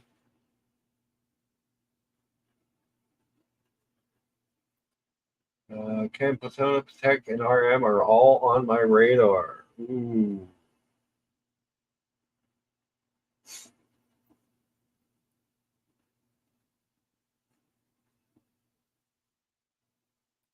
Platinum close on enamel dial with bracelet. Is that the 5131P, Patel? I can't tell. We are dropping the link.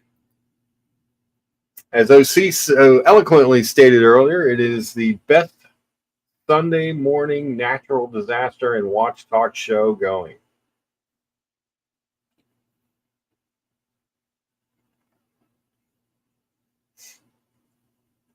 I was much more of an LWO guy. I didn't understand the Wolfpack thing. The LWO at least made some sense to me. I don't know if pull up 5131P while George is away.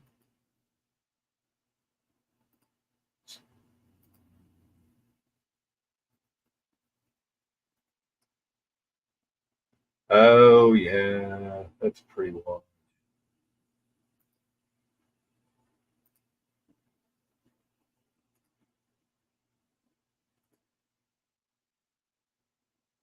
That would be a little easier to read the time on, I think, too.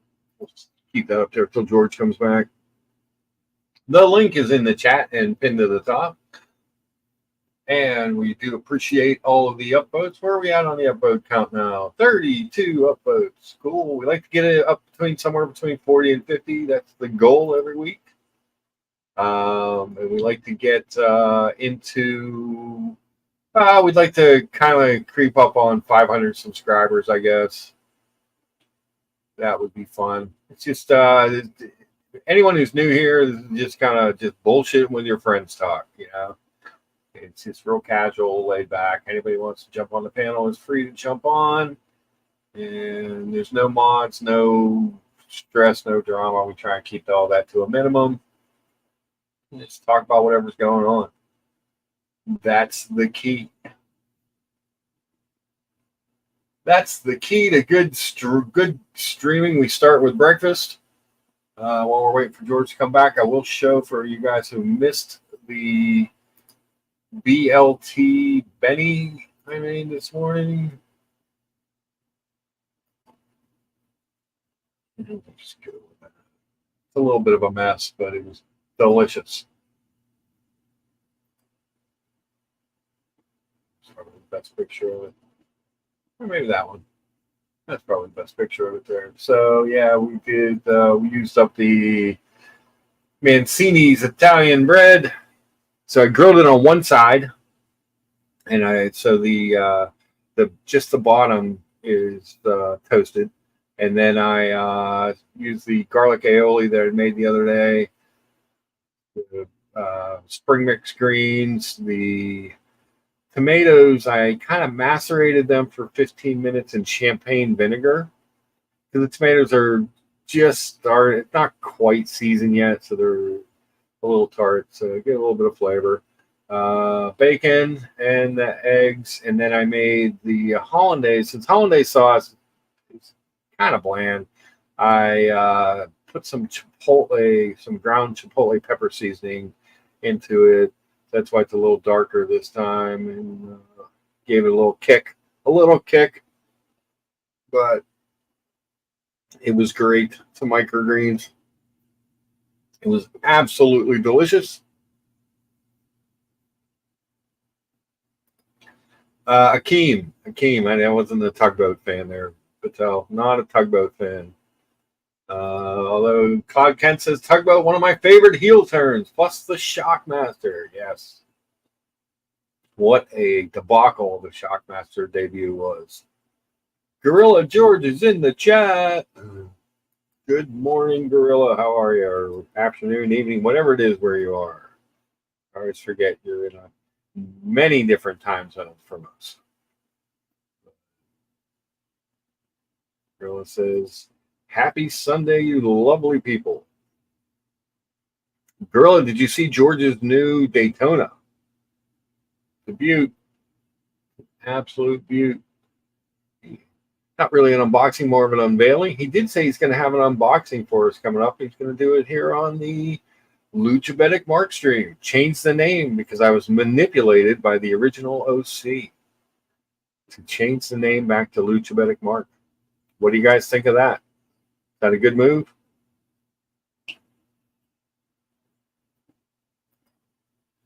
Brainbuster versus the Tombstone. I mean, it's the Undertaker, the Tombstone, the Tombstone. Chris Clues is in the chat. Morning, sir. How are you? Cloud Ken says he agrees with me. It's the Tombstone 100%. You know? I mean, the greatest finisher of all time is the Figure 4. You know, the Figure 4 was just iconic. It's iconic. Followed closely by the DDT, but they've made the DDT not be worth anything anymore. There's no value to it anymore. Speaking of no value, absolutely zero value. Good morning. Good morning, George. Good morning, Mark. Luchabetic Mark. He's back on brand. Back on brand. That's right. What's up? I'm pumped for tonight. I'm pumped. I am too. I've been. I even put it in the scroll on the bottom. Don't miss it because it's going to be big. Hey, make no mistake though. Boston is taking a big risk. Ooh. He's pumping this thing up so big. It could, listen. It could be a disaster. It could be a disaster. I don't know. I'm a little worried, just because like if he pulls out some like weird MBNF or something, I think like half the audience will be like scratching their heads. They'll be like, "Oh yeah, congrats on such an epic Grail piece." Yeah, it looks like a spaceship mixed with a cockroach. But I don't know. Listen. Let's not mince words. This is high risk for Boston Collector. This is the most high risk thing he's ever done. I don't know if he's using all his faculties, but we'll see. Treble didn't even notice I changed the name. Well, Nice. He's back. He's back to Luchabetic Mark. He's back and better than ever. So what's this that you had for breakfast, Lucha? What is this? So going off of last week, I made the BLT for Curly because he said he wanted a BLT competition, and I made the only one. Everyone just like, we quit, we're out. So I made the fried green tomato BLT. So I made a BLT Benedict. And I added some chipotle spicing to my hollandaise. Give it a little bit of kick. Yeah. There's no doubt that nice. you do the best presentations of any breakfast. Yes. But I think the key is you don't do them live, so no one can see the 45 minutes of preparation and the 25 minutes of cooking time. Yeah, who hasn't got a time to watch me? The guys, you're waking up at 5 a.m. and you're picking avocados from the tree. You're making you're pounding the flour for homemade English muffins. Look, I spend a lot of time bringing content, to make breakfast content for you guys. Try to do that in 120 seconds on a live stream. It all falls apart. I'm not just cooking some scrambled eggs here. It looks good, Mark. I have to admit, this looks good. It was pretty good. It was tasty. Yeah. That's the other thing. It's just coming up with ideas for you guys. Oh, McCafe. Yes. There you go. Shout out to Mickey D's. I'm back. Mrs. OC said, "Can I pick you up something for Mickey D's?" Said, "Yeah, give me a large black coffee." Nice. And added my own milk and my own splash of Splenda in there. And today I'm rocking iced coffee as a result. Are you still off of the breakfast sandwiches? Yep, I'm still off the breakfast sandwiches. Have not had a McDonald's breakfast sandwich since mid-February. Wow. And gotta tell you, I'm gonna fall off the wagon one of these days because I miss it. And I'll do a sausage egg McMuffin and a hot cakes and a hash browns just to go way off the rails. I have to admit, one of my favorites is the bacon, egg, and cheese biscuit from McDonald's. And I love taking some strawberry jam that they give, in the little packet and putting it on it. And you got your sweet and savory, all at once, and it's pretty good, I have to admit. That's right. Yeah. And it brings in more customers, right? Yeah. Yes. Right. Right. 100%. Hey, you were talking about the best finishing moves, Lucha. Yeah. You got to give it to Hogan with his leg drop. The leg drop. Yeah. Yeah, that's the leg drops there. The leg drop was always the precursor to the pile driver, though, right? Wasn't the pile driver in there at one point, or no? I don't think not with Hogan. Yeah, Hogan was a man of very limited moves. Yeah. Who was known for the pile driver?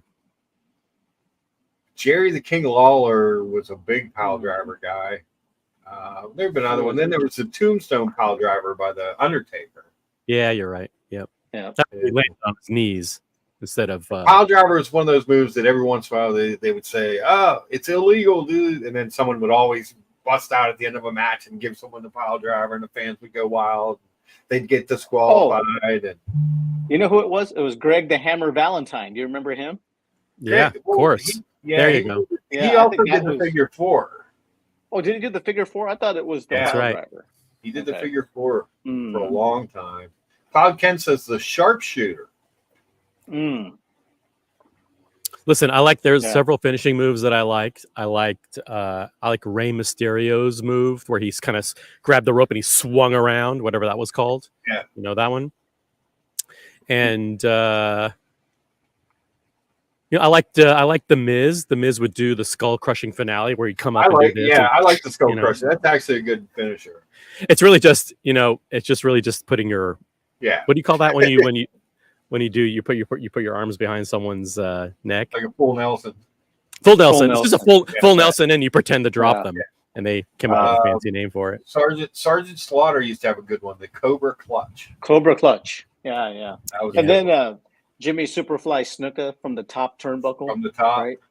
No, it's the Iron. Wasn't the Iron Sheik? Wasn't Iron Sheik the Cobra Clutch? No, the Iron Sheik was the Camel Clutch. Oh, Camel. Sorry. Yeah. Exact same thing. Just with an Arab name to it. The Cobra Clutch was standing, and it was kind of like this, right? It was like a half full Nelson. Right. And then the Camel Clutch was when he would pull your arms over his knees. He'd sit. You were laying on the mat, and he would pull back on your chin. I'll tell you the one that I thought was the most annoying was Randy Orton, and he would do this thing where he would spend like 90 seconds on the mat, like the Viper, whatever he was doing. The Viper is coiled. He's, it's like, enough already. It's like, just get to it. It's like, Jesus Christ. He would finally give him the RKO at the end of all that. Yeah, and RKO. Then, although those memes of the RKOs out of nowhere were hilarious, where they would take people's like disaster falls and they would just like superimpose Randy Orton giving them the RKO. Right. Back in the day. Yeah. These eggs, by the way, just to switch topics back to this, are those over easy eggs or are they poached? Those are poached. Poached. But the yolk is runny, which is how I prefer my eggs. And you slice, cut them into it with a fork, and the yolk runs all over. Yeah. So if you do one at a time, you can do the spin move to kind of get the white all to stay together. If you do them separately, they kind of, if you do them together, you'll get some of that overhang. But the key is it's around 4.5 minutes to where the white is completely done and the yolk is still running. That's the hard part. But I saw a video of someone who put their eggs they took equal parts white vinegar and water, and they put their eggs in that, put 4 eggs in that for 10 minutes. And then pulled them out and poached them, and they came out perfect. I was a little afraid to try it because I was afraid it was going to taste like vinegar. But yep, looking good. Jerry Lynn had a nice pile driver. I never heard of him. Have you? He was an ECW guy. Oh, really? Okay. Yeah, he was one of those hardcore guys. DC and LV says the best pile driver was Mr. Wonderful, Paul Orndorff. Do you remember Dusty Rhodes with the bionic elbow? Oh yeah, Yeah, that was pretty cool. you got to do the spin first. Yeah, you do the spin, the little dance, and then there was a Shikishi. You remember that one? Yeah, With the butt. with the butt. That's the grossest finisher ever. Exactly. Stone Cold Man. Stunners. Oh man. I loved when Stone Cold gave the stunner to the entire McMahon family, and they were all just laying around in the ring. That was awesome. But the move itself never looked like, the DDT was the one that looked like it would really hurt you. Yeah. Like where you could, if you landed that wrong, it could really hurt you. I always loved the figure 4 because it looked like it should hurt. And then somebody was so brilliant to come up with this.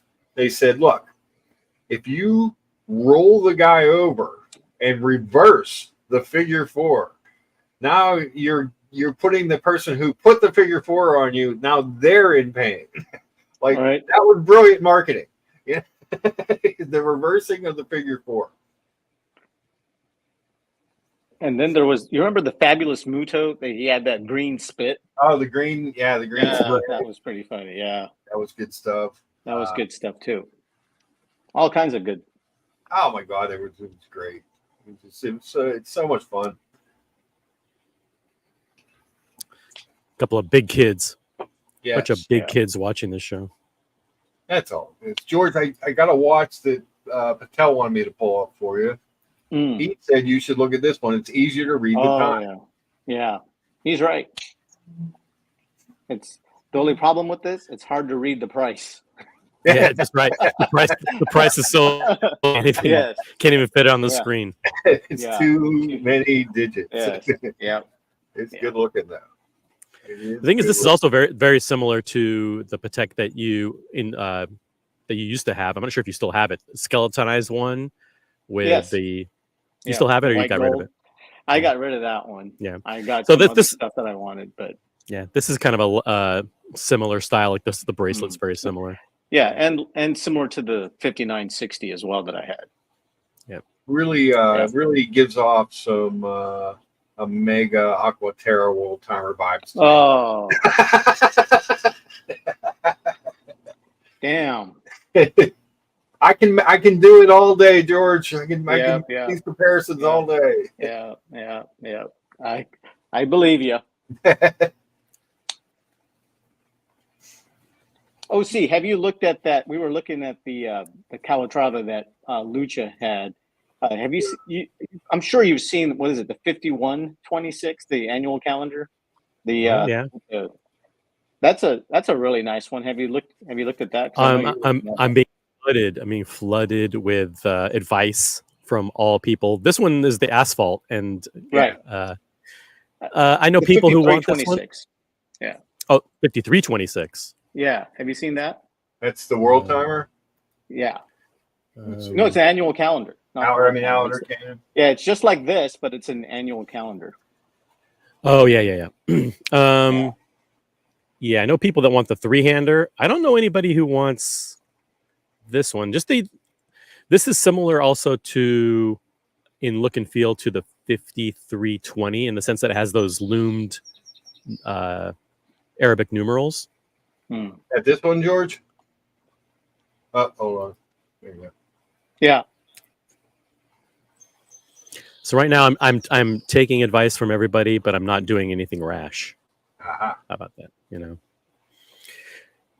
This one, the case doesn't speak Patek Philippe to me. It's just it's very sharp. It's very technical looking. I love the hobnail, but I don't love the dial. The dial looks it doesn't remind me of Patek Philippe. That's all.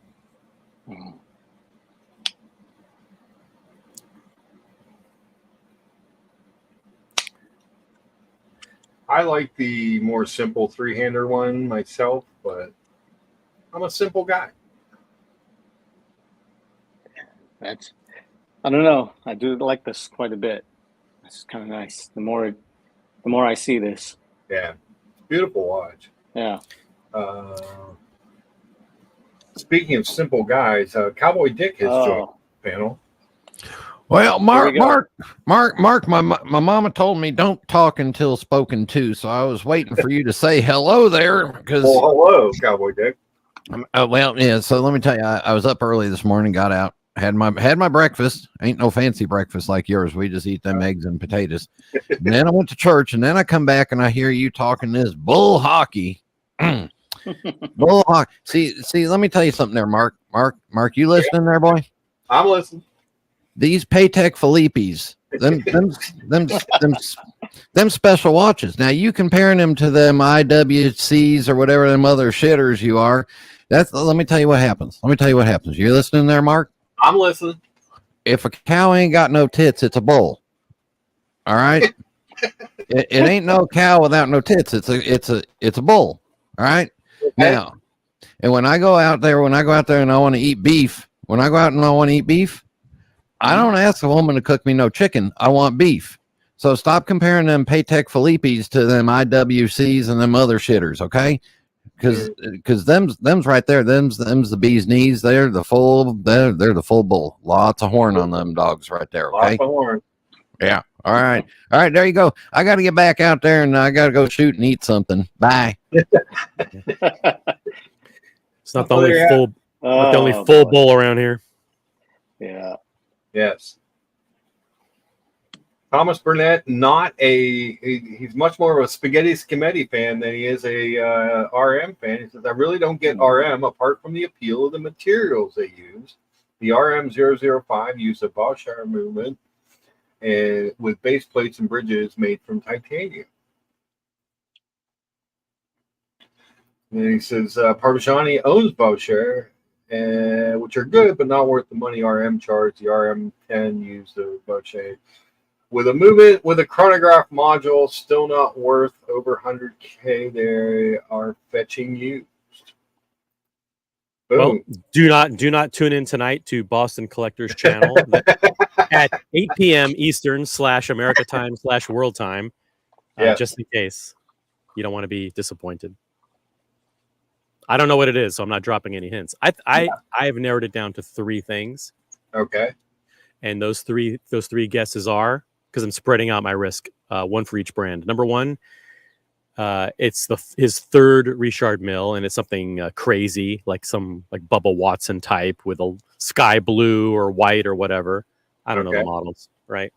Number 2, it is actually an AP black ceramic. He does like the ceramic. OC, you froze. Whoops. Oh, no. He moved. What happened to OC? Oh, George, you're still there, right? Brian's I'm here. here. I can hear you. I'm here. Oh, What's see, going on? Morning. I was going Am to I say back? it might be. Yep, you are. Go ahead. Yeah, you're back. Yeah, and the third one is an off catalog Rolex Yeah. Daytona Okay. with the black dial with the ruby bezel that they introduced, I think, in 2023. Yeah. Or 2024. Sorry, earlier this year. It's a completely black dial with a ruby bezel and ruby indices, I believe. Nice. Those are my guesses. Sticking those to are it. good guesses. Morning, Father Artifact. Good to see you. Logan Hall says OC knew too much. He had to be shut down. Right. He's attacking me. Mark, I'll send you some rubber ducks for your Jeeps if you just give me a wrench just for an afternoon. I just want to mute Kevin for 15, 20 seconds. Wrenches are the root of all evil. Yes. I will only use it against Kevin, I promise. Poor Kevin. Kevin's got a great dog. In a Grand Seiko Pro. Kevin's got a full head of hair and muscles, and he's young, and I hate him. No, there you go. There's all that, too. All right, get this thing off the screen. All right. Well, what do you want to look at? Something different. Something different. We were actually talking about the Omega Aquaterras last night. Apparently, they came out with a 3 sizes, slightly different version. Has a black enamel dial or something like that. And Buckley was singing its praises at some point. He likes my Aquaterra. He was saying. We got into a debate about Omega, like who owns the under $10,000 category, Omega or Tudor. And we ended up taking a vote. I can't remember what the vote count was, but we went through the whole panel and voted. It was probably 50-50. Yeah. Mm. I get a little more variety with Omega. Way more. I mean, that's not even a debate. Yeah. Come on. Where are they? Are they not up on the thing yet? Or is it this? Oh, no teak deck. Yeah, we're not looking at your screen. Oh, shit. Sorry about that.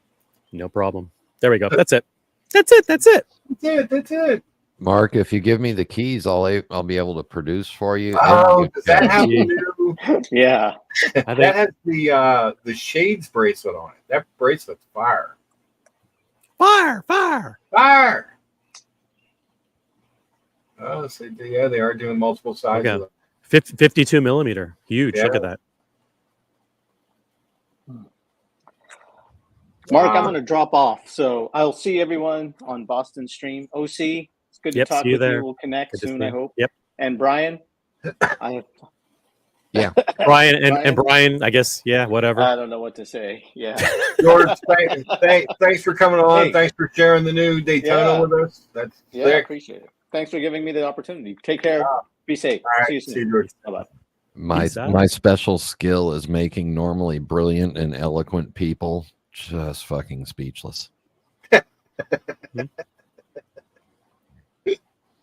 Case in point. Thank you. Except I don't see any eloquent or brilliant people on the stream anymore. Kevin says, no, do not fall for Brian's tricks and lies. Yeah, his goal is to basically, if I can, boil it down into one sentence, sabotage every single stream on YouTube. And we have incontrovertible evidence at this point that his presence on the panels as a wrench and as a key holder is single-handedly destroying channels one by one. By one. I am simply upping my game. Some people collect wrenches. I'm done with that. I'm collecting keys now, motherfuckers. Wow. Pretty soon I will own Google. So now I need to find out if this bracelet will fit any 41 millimeter Aquaterra. That's the new shades. That's the bracelet that came out with on the shades in 2022. It was only offered in the 38s. It's really What's shades. Really what is shades? Shades are the different colors. When they come out with those different colored ones, like the saffron and the red. Oh yeah. Okay. Yeah. And this was the bracelet that they put on it. It's a little different than the standard Aquaterra bracelet. It looked a lot. Yeah, when we were in Geneva, one of G's friends, Mr. G's friends, Dial Daily on Instagram, he had one of those. It looked really, really good. It was like I think it was the red one, like the orangey copper red one. Yeah. Looked really, and he wore that in Geneva, and it looked really great. He got lots of compliments on it. Yeah, it's a good looking piece. Dial Daily on Instagram. Check it out. Father Artifact has the saffron, which is this one. Can I just weigh in honestly on the problem I think Omega has as an entry brand for a collector? What's that, right? Rather not, but whatever. It's Mark's channel there, forehead, so sit down. They have the line is too big. It's too confusing. It's too confusing to a new buyer coming in. They really need to trim the line down and focus the offerings, and that would make it more enticing to somebody that's getting, that's interested in getting into watches and wants to get into the Omega brand. I could see that. It is there. There is a lot. I mean, there's a lot, but there's, the one thing when you compare this to Tudor, Tudor's biggest problem right now is everything. It's a black bay or looks like a black bay. Yeah. So much of it just looks the same. Which is one of the complaints I've had with Rolex is a lot of the dials. Like people are like, oh, I want a sub and I want a GMT and I want an Explorer 2. All the dials have the same indices and look the same. It's always one of my. So Rolex and Tudor are cut from the same cloth. They're going to go the same way, and all the other brands are trying to go high and wide.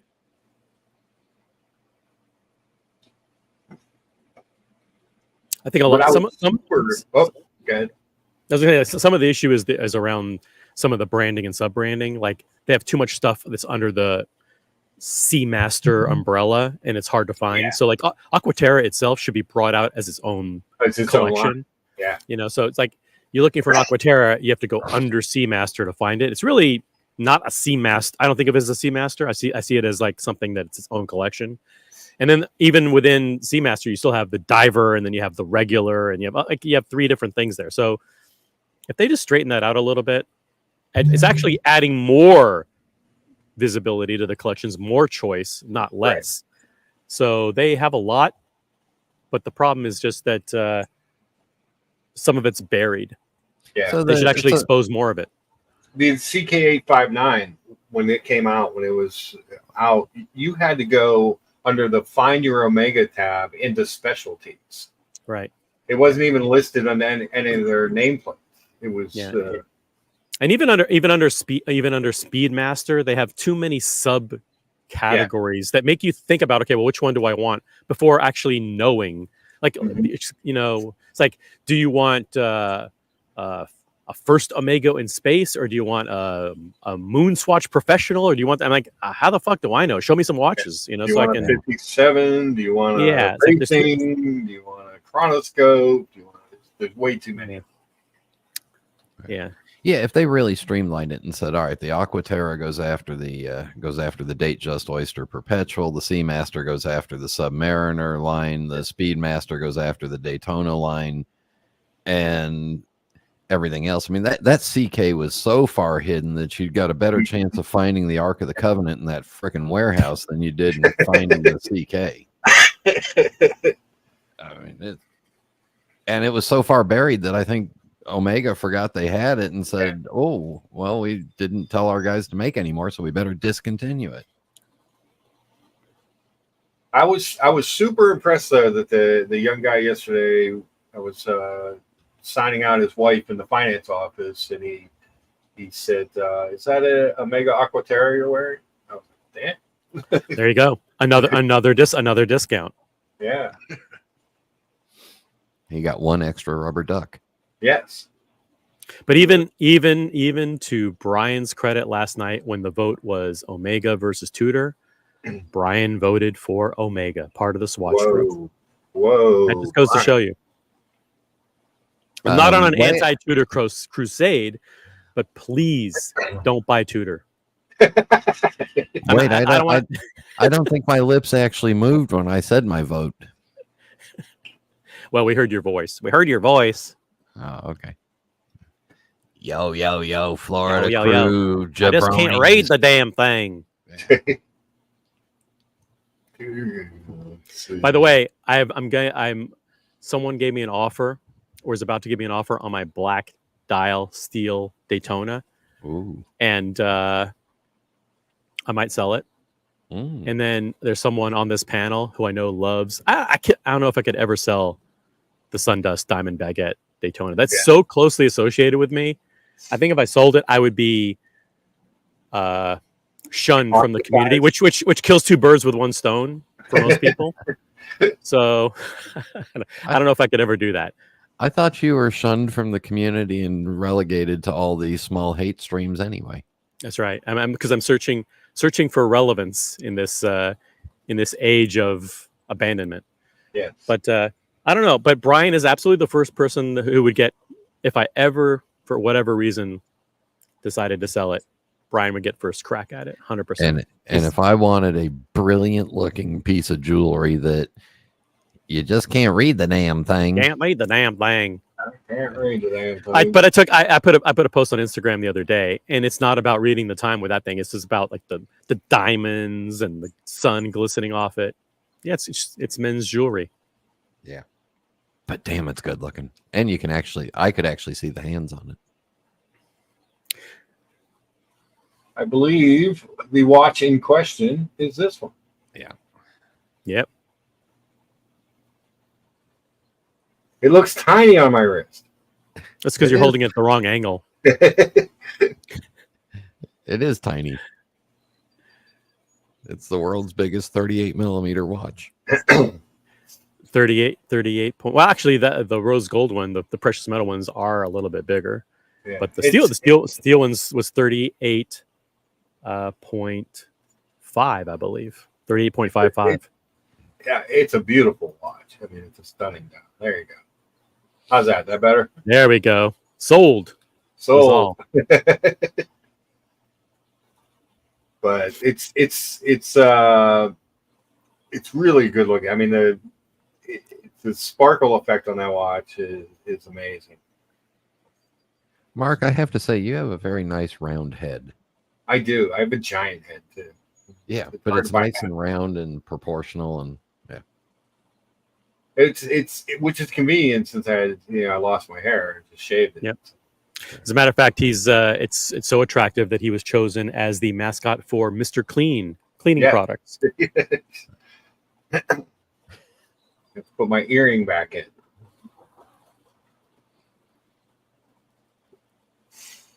Orko said Seiko had the same issue. They really cleaned up their product lines recently. You can actually browse their website now. Yeah, Seiko did clean that up a little bit, but Grand Seiko, confusing as shit to look at. Thomas Burnett says, Brian, why does a brand have to categorize their watches after the Rolex catalog? Can a brand just have their own identity? Evidently not, because Omega's identity, if you look at their website, looks like schizophrenia. Because when Rolex is how much of the market and you're not, yeah, there's that a part reason, too. There's a reason why. And my dear friend Thomas, we understand the Omega catalog because we're watch nuts and enthusiasts, but we're like 2 to 5% of the market. You know, the other 95% of the market that just wants to come in and buy a freaking watch or two, you know, those normal people. Man, it is confusing when you go. It was, like I said, the CK859 literally buried under, a place where you wouldn't think to find their watch catalog. They might have done that because they said, son of a bitch, if we can do this good shit and people find it, they'll be pissed off at all the crap we've been selling them. Yes. I also have a soft spot for the Apollo 8 Dark Side of the Moon. That's with or without the little spaceship. Yeah, that's a good looking piece. Yeah. But again, I don't understand why they didn't run that as like a limited run. You run your Speedmaster, the Moon watches, and how many bicompact chronographs do they need? With the chronoscope and the 57, I think some of the racings are dual dials, or bicompacts. I mean, the bicompacts movement. It's just so much. Like when you go in, here, let me pull this back up. So in this section here, under Find Your Omega, there was a section that said specialties, and that's where the CK859 was. It wasn't listed with any of the other watches. But when you go into Seamaster, Aquaterra 300, Diver 300, Planet Ocean, Heritage models, and then you have subsets and different sizes, and there's just so many watches, even in the Planet Ocean, which you would think, oh, how many Planet Oceans could there be? Well, evidently there could be a lot. You know, like that's a lot of watches. They have more Planet Oceans than I have hairs remaining on the top of my head. Like, But you know what? Customers like choice. They like looking at different varieties of things with different dial colors, and it actually works for them. When you go into the boutiques, they actually have watches there. They don't just have 12. They actually don't have 12 watches. They have 3 cases. You know, there's a Speedmaster case and a Seamaster case, and then there's a whatever the dress watch is called, Constellation case. They have watches that you can actually look at, and so people, normal people, not like us, that walk in off the street, can actually look at watches. They browse around, they see something they like, and go, "Oh, a watch that I like. I can buy it. Interesting." But then you run into the opposite problem where somebody's gone online and done some research and looked at the Omega website and goes into the store and realizes, oh shit, they've only got 40 of the Aquaterras and they don't have the other 80 that I wanted to see as well. I'd like to see an Omega store stocked with every option that Omega has. I haven't seen one. Yeah, it's called the Mall of America. Yes. The entire mall. Yes. You would need quite the space to have all of it. I was forced into the Omega boutique on Oxford Street for a very special display of moon watches through the years. Ah. And it was, I mean, some of those moon watches were fantastic. Yeah. And even they didn't have every color combination. That's Oxford Street in London. Yeah. Look at the Omega boutique at King of Prussia. I mean, they had a lot of Omegas, but they didn't. They had 1 or 2 Planet Oceans. They didn't have an Ultra Deep. They only had 3 of the Summer Blue. There was a lot of. They had some watches, but they didn't have a lot of watches. They had a lot of constellations and stuff. I did get to try on that black on black Seamaster 300. That was kind of a cool looking watch. It'd be impossible to tell the time on, but it was kind of that ceramic case one. It was kind of cool. That's a big watch. Even on my wrist, that was a big watch. 43.5. But, what do you do? Buy more watches. Yes.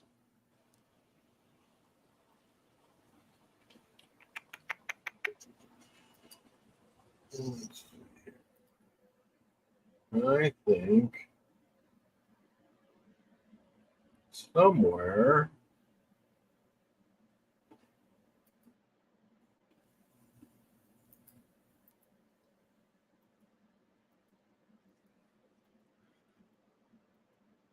where is it? Oh, it's not there.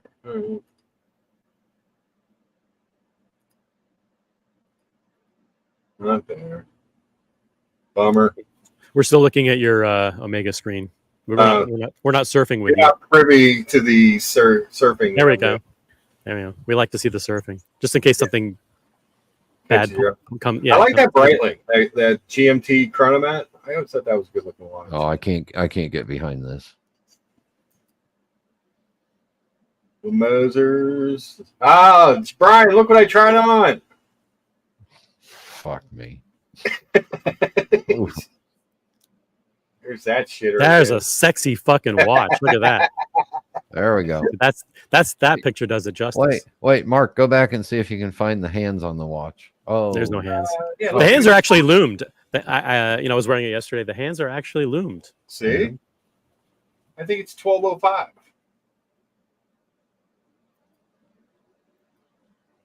Yeah, you passed the best watch. You passed the absolute best one. Which one was that? Yeah, go back to my watch again. Yeah.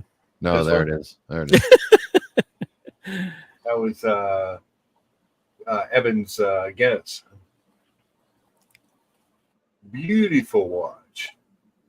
I don't know where they. Oh, there it is. It was in there somewhere. It'd be impossible to tell the time on, but it was kind of a cool watch. Really light ceramic. Black, black, black. I wish they'd do more with the sword hands because I like those much better. Yeah. There's Mr. G's Elegant. Is it elegant or elegante? There's another one I never heard. I hear different. F. Pigeon. F. That's what I call Pigeon. Is it FP Jorn or FP Journey? F. Pigeon. By the way, just to, I think maybe Boston is faking us out because I was thinking maybe Boston's not doing the unboxing at all. I think maybe he's pretending that it's his, but somebody else is going to jump on and do an unboxing. Wow. I think that's I think it could be a total trick. It's not beyond the guy. The guy's sneaky as fuck. I mean, come on. He's a sneaky guy. He's like the whole time he's pretending it's his, and then like MJ will jump on and he'll unbox something. You never know, right? Is it? Oh, see, Boston crew. Oh, You think it's a swerve? Exactly. It's one of those. It's like a fake out. Yeah. I wouldn't put it past the guy.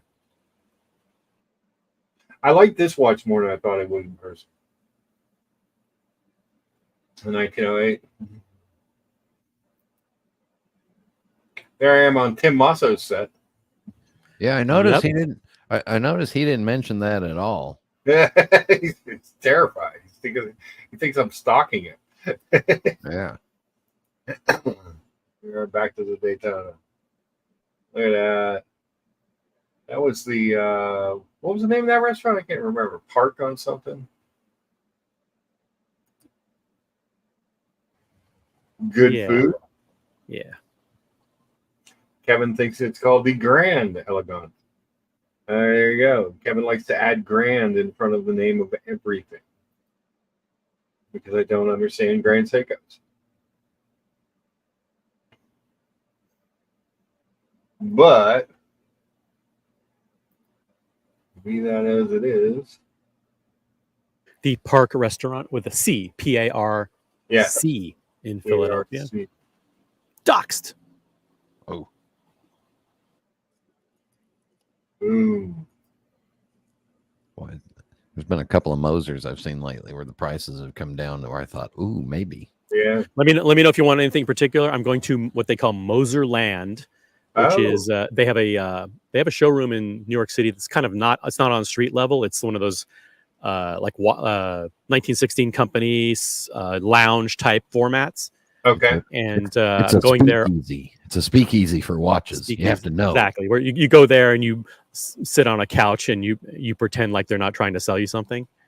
So I'm going there on not this week, but the week after. So I've done 2 Moser events already in the last month.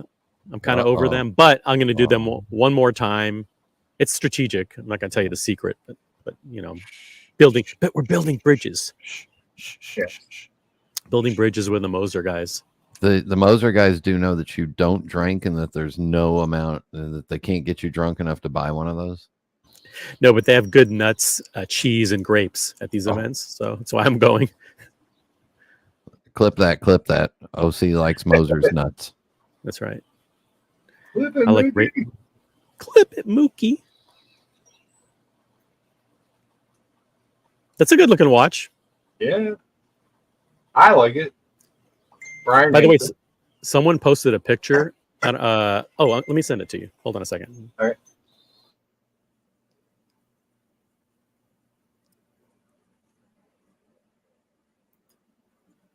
Look at it, Brian, in all its glory. Mm-hmm. Be better if it had the yellow on it. I don't like the dual crown one. I like that. You don't like black and yellow? Oh, you get a little tired of it in this town. That was actually a really nice watch. It wore really nice. It's much nicer than I thought.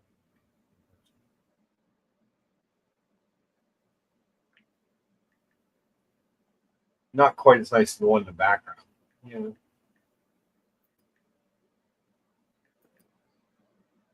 That Moser was cool. I think that's actually OC's wrist. That picture of them. I don't like that their perpetual portion is the little stubby thing in the middle that's pointing off into nowhere. Into nowhere, yes. And so here I am further stalking Tim Lasso on the Watches Tonight set.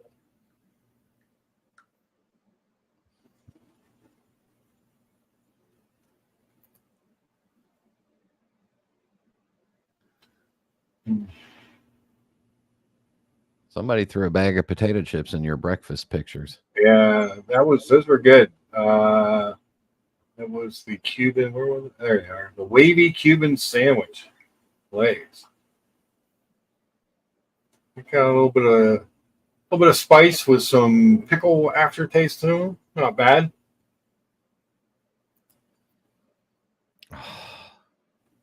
Wavy Cuban sandwich potato chips. Oh my God. Say hi to Sherman, Brian. Hi, Sherman. He's cute. Oh, wait. Rough. Now he'll understand me. Now he got it. Yeah. Now he got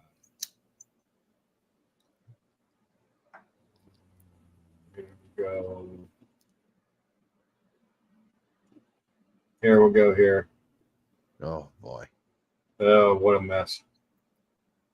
Could have been much, much worse. Yeah.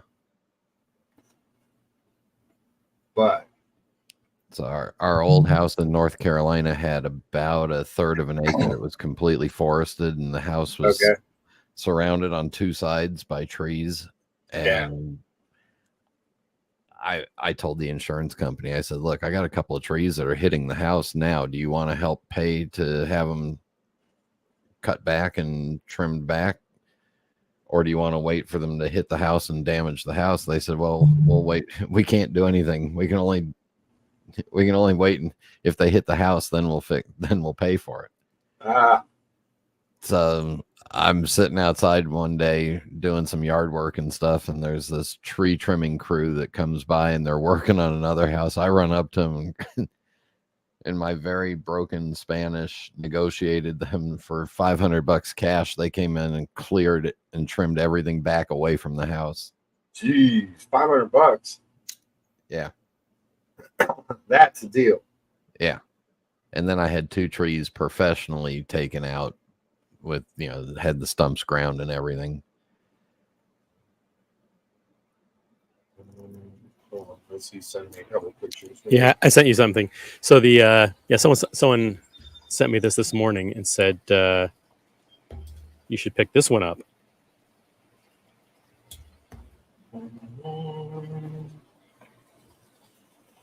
Mark's breakfast is wearing off.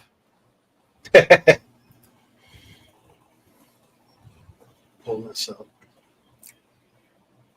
This is the one on the right.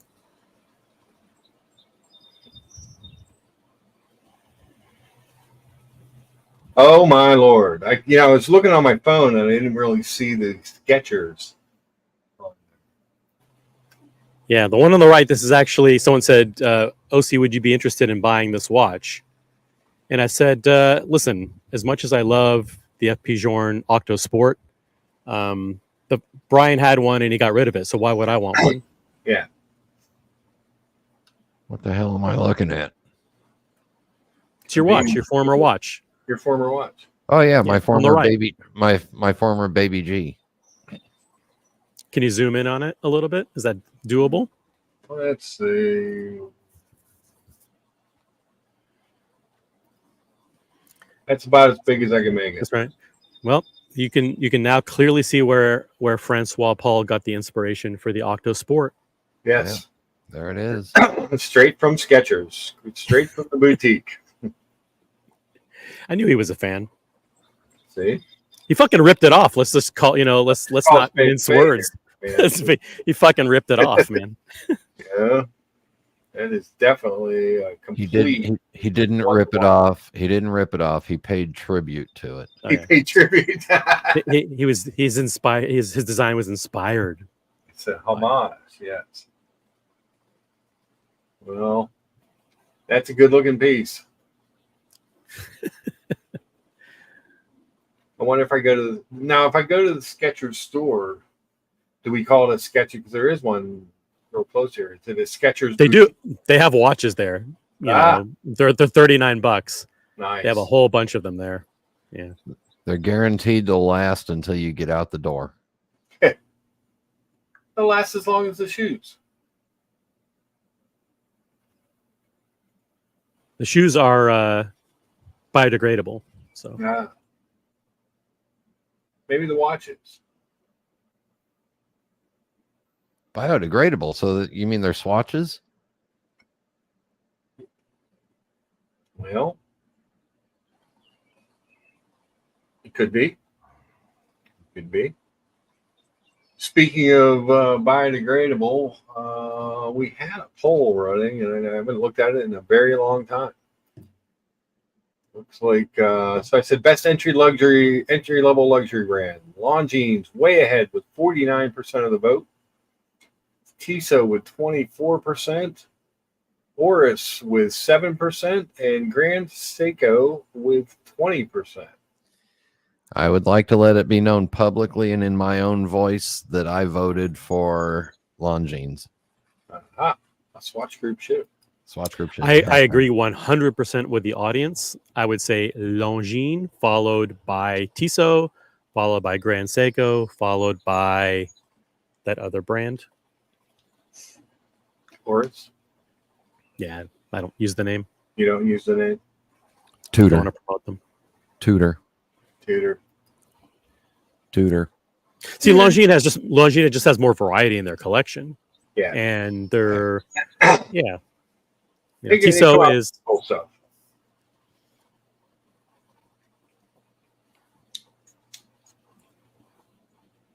Brian, are you lighting your pipe? Yes, sir. All right. I'm trying to. Brian, do it can away you from show- the microphone. Yeah, Brian, can you show us how you snort lines of powder on your desktop? No. It's an I can't. inside joke from last night. Must have missed that. I actually do have. I have some nasal snuff tobacco here. But No, don't show it. Don't show any tobacco. Don't do that. it'll be Mark's. It'll be Luchabetic Mark's drug channel.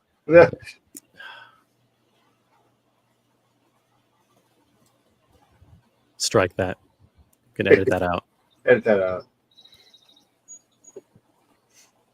Goldfinger's in the house. Happy Sunday, Goldfinger. Good to see you, sir. Goldfinger. So I am very curious about what's going to be unboxed tonight. Yeah. Do me a favor, get this off the screen. You're going to lose viewers. You don't think lost the me. you don't think the Skechers will attract Yeah, viewers? People, just you scare people away. They'll be like, FP Jean, Octo Sport. Go back to. Do you think, by the way, that that prick Kevin O'Leary has ruined putting red straps on watches because of his obsession with? I mean, are there times where you think, that would look good on a red strap, and then you go, oh fuck, Kevin O'Leary does that. Maybe I'll just put it on a blue strap instead. Did you see how I started the show?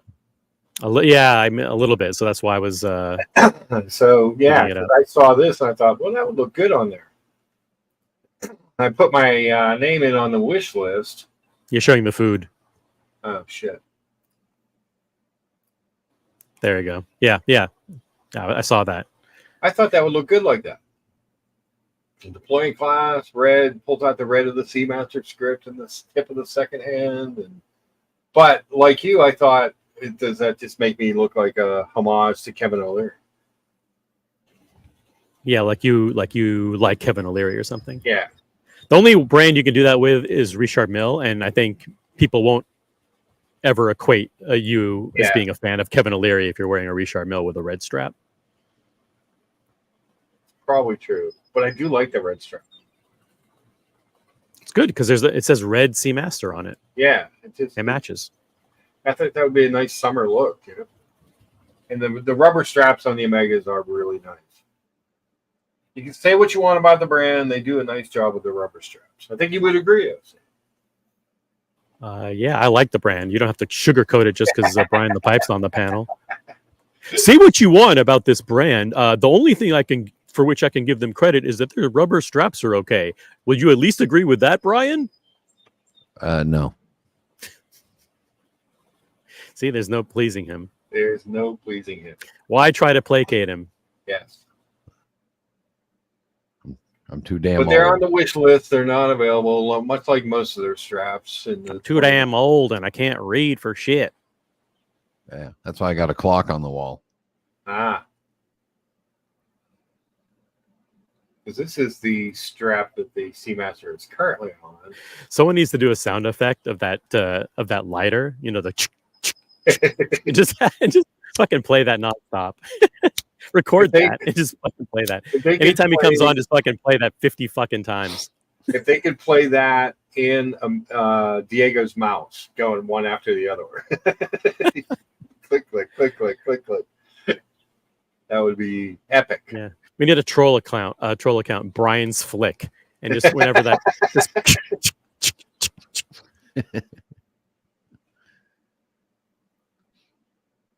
yeah, that would be huge. I think I could actually send you some audio of it. Aha. yeah, we want to load that into the brand profiles so we can just like hit it over and over again. I'll look at this again. So what do you think of the lack of the teak dial on this watch? The lack of the what? The teak pattern. You mean the ripoff of the Nautilus dial? Oh man, see, there you go. The lines. It's a lacquer dial, so it's Yeah. intentionally that way, you know. So I like it. It's different. I love that bracelet. If I can get one of those bracelets for this, I would buy it. You know, The thing about like Omegas is someone will always find the reason to nitpick it, and it's usually they nitpick something about the hands. They'll be like, "Oh, well, I love these hands, but I don't like the broad arrow minute hand, or Yeah. I like this one, but I don't like the bubble second hand." And they always come up with a fucking reason, you know. No matter what they do, you're always gonna get 20% of the people who go, "You don't like the hand choice that they made," right? There was one I saw recently, and it had. I think we were showing on the Colony stream last night, and Diego brought it up. I was like, "This is the perfect Seamaster, whatever," and it had I think it had the same kind of look, like the broad arrow hands, but it had the bubble second hand. Yeah, I thought that's fine. It looked fine to me. That's the 300 Heritage, I think. It was an older one that he pulled up. Okay. Because these, even like the summer blue one, they have that bubble second hand. Is that what they're talking about? This hand? Yeah, it looked like that. Yeah, it had a big the arrow hour hand, the Dauphine minute hand, and then the bubble second hand. There's always everyone's a critic. I'm not crazy about the bubble second Lollipop. hand. Lollipop. Yeah, but I mean, I don't hate it, but it's not. I'm not buying it either way, but I'd want them to make the minute hand the broad arrow too. I can see that.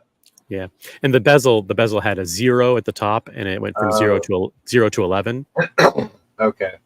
Yeah. They saved money by not having to put the 1-2 up there. Diego says, I admit, not a fan of the bubble tip second hand.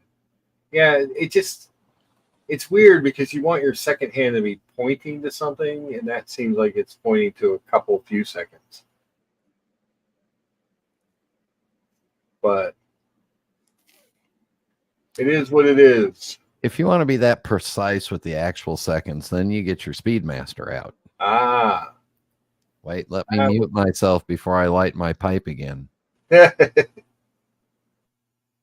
So like on the expensive one, you get the pointer second hand. So the bronze gold for $13. I will say that looks more unified as a handset. Yes. You know? I agree. And I think the Rail Master, a combination. Yeah, it has the bubble, but with the little pointer on the the lollipop is inside, so it still points. Well, now I'm going to go get myself a cup of coffee because you guys are boring me, so I need to stay awake. Brian. All right. Someone else jump on the panel. Yes. So I can jump off. Yeah. Kill two birds with one stone. Treble says the trouble with the Omega is the 300M and Planet Ocean were better around 20 years ago. Well, I don't know if they were better. They looked better. I think the movement it's much improved with the coaxial escape. I do like the fact that these don't have crown guards. It just makes the watch look so much nicer and cleaner. Mm-hmm. I agree. It's really designed to track seconds underwater. All right. Gotta tell you, this whole concept of loom. I mean, I have a Pepsi on. I can wear it in the sun. The loom is as bright as can be. I go into a dark room, can't see shit. Yeah. You know, within 5 minutes. Like, Within what 5 time is minutes, it? it's gone. Yeah, fucking tell. Like the notion that you'd be able to read that underwater after 15 minutes is just ludicrous. I agree. I will say though, and I think I've seen you show some shots on yours. The 300M does seem to glow a little bit longer than some of my other watches. Yeah, for whatever reason, but it's still not a super long time. Oh, okay. Trouble says he does. Yeah, the hands were different. The wave pattern was different back in the day. They're not. I actually like the new wave pattern better than the old wave pattern. I like the ceramic dial. The handset. Obviously the sword hands are better, than the skeleton hands. But on the white dial, the skeleton hands don't bother me nearly as much because they're really easy to read. Whereas with some of the colors, I can see where it's a problem.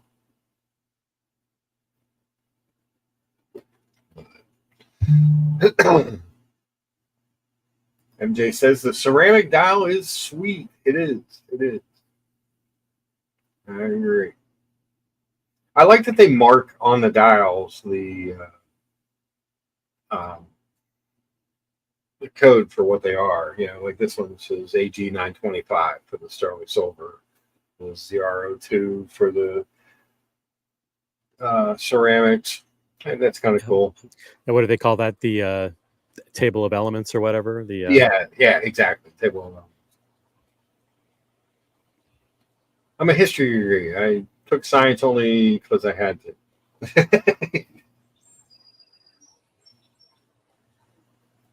But yeah, the ceramic dial on the 300M is pretty sweet. It's hard to beat. Different handset would probably make people happier, but so would a lot of people hate the helium escape valve as well. I think I'm so used to seeing it on the watch that I don't know that I would like it without it. I think they could get rid of it. I really think if they do, they could. BW says it's the periodic table. Periodic table. Thank you. BW. Yep. It's been a long time since high school. Yes.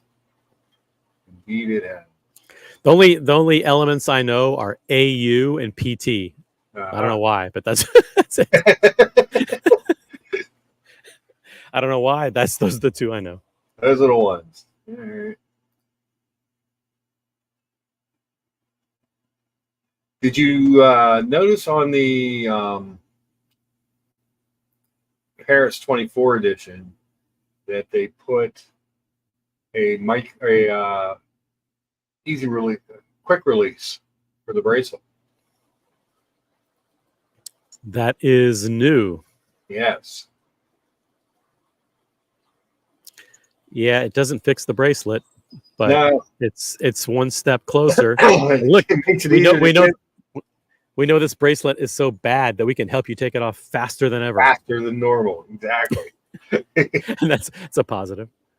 Well, you know what it is, because if you ever tried to take this bracelet on or off, it's a bear to get on and off. It sucks. Yeah. It's so tight. So, I mean, you can even see in the picture really how tight that bracelet is fit in there. It's not much better without the easy link or without the easy quick release. It sucks to get off. Ooh, the backside. I'm back. Yeah. He's back. Mark, Mark, would you like for me to do a little unpackaging live on your stream? Why, sure. What do you got? Shall I make you big? No, medium size. Make me medium. Whoa, whoa, whoa. Oh, good Lord. Somebody needs to teach him how to produce. There we go. Now move me over to your spot. All No, right. Go back. Move me to your spot. Look at me producing. Woo! Look at that. Woo, Brian. Okay. Amazon Prime.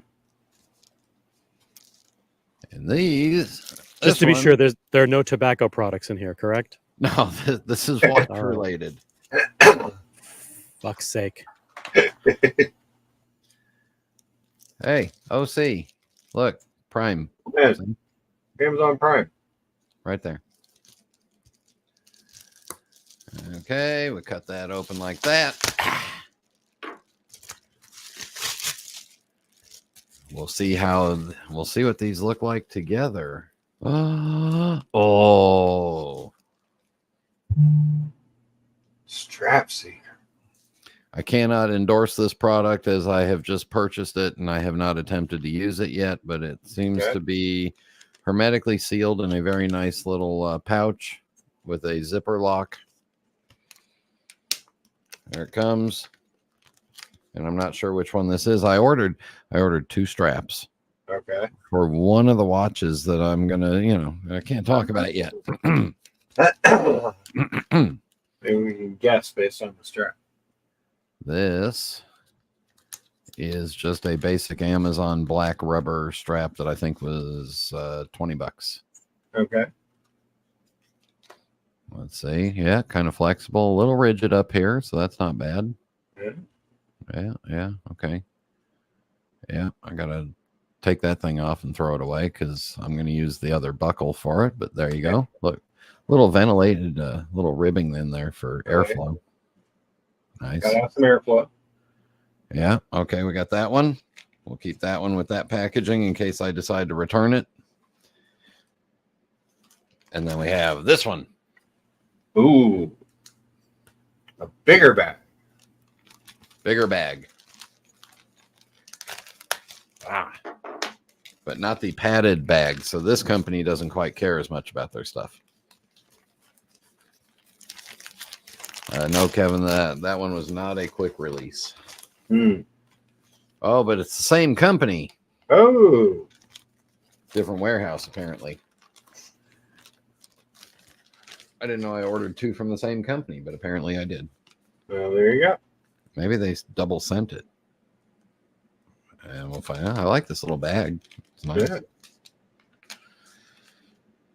Scan QR code to register warranty for your straps.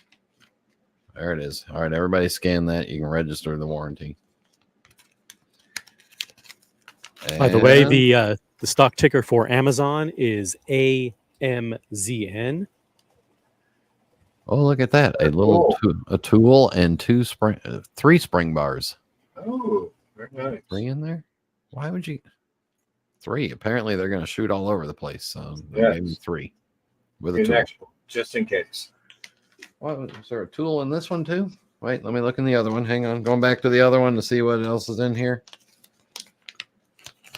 Holy shit, I'm a watchmaker. I got multiple tools now. Uh-oh. What's back in here? Oh, this one's got the tool loose and 3 little spring bars. 3 is an odd number. Get it? Yeah. Yes, and 2 is an even number. Yes. And 4 is an orgy. 4 is orgy. We got America 5726 reminding everyone to upvote the stream, please. Yeah, America super chat, and then you'll get to see this strap. Yeah. And this one is a curved end. Some stitching. Fitted and has a little bit of an orange stitching. Yeah. It's a rubber that is stamped to look like alligator. Okay.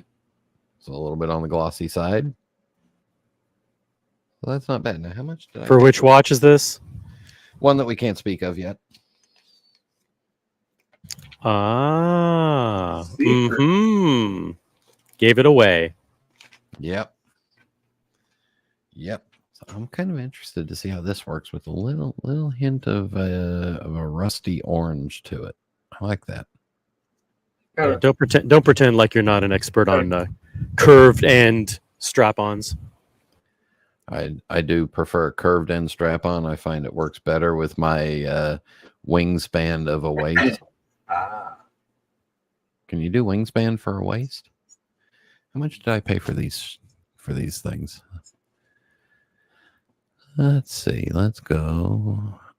I just had an Amazon tab open. Of course you did.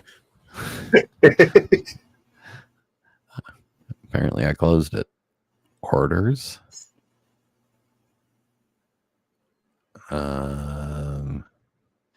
Diego says another organic usage of wingspan. Beautiful. So this one was $31.94. Okay. And this black rubber one, which I thought might have been a set of 2 or 3, but apparently was just one, was $42. So I think this one's going to go back. And I think I'll keep this one. This one's got a little more flexibility to it. Are those going on watches with a value of over $500? Yes.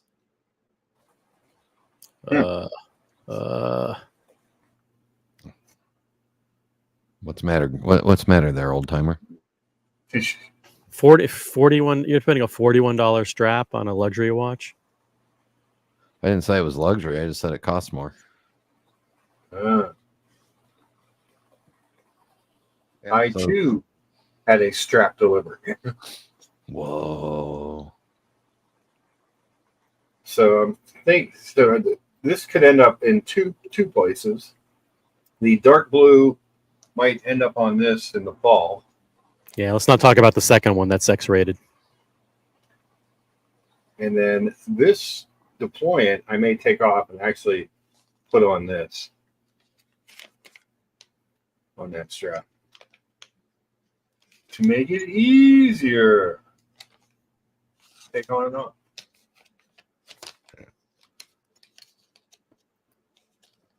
Boom. Watches on wood. I am about to have no Norcanes. I'm going to become Norcaneless. It's a new Norcane. That's actually the pseudo name for Brian's new channel, Watches and Wood. What's his name?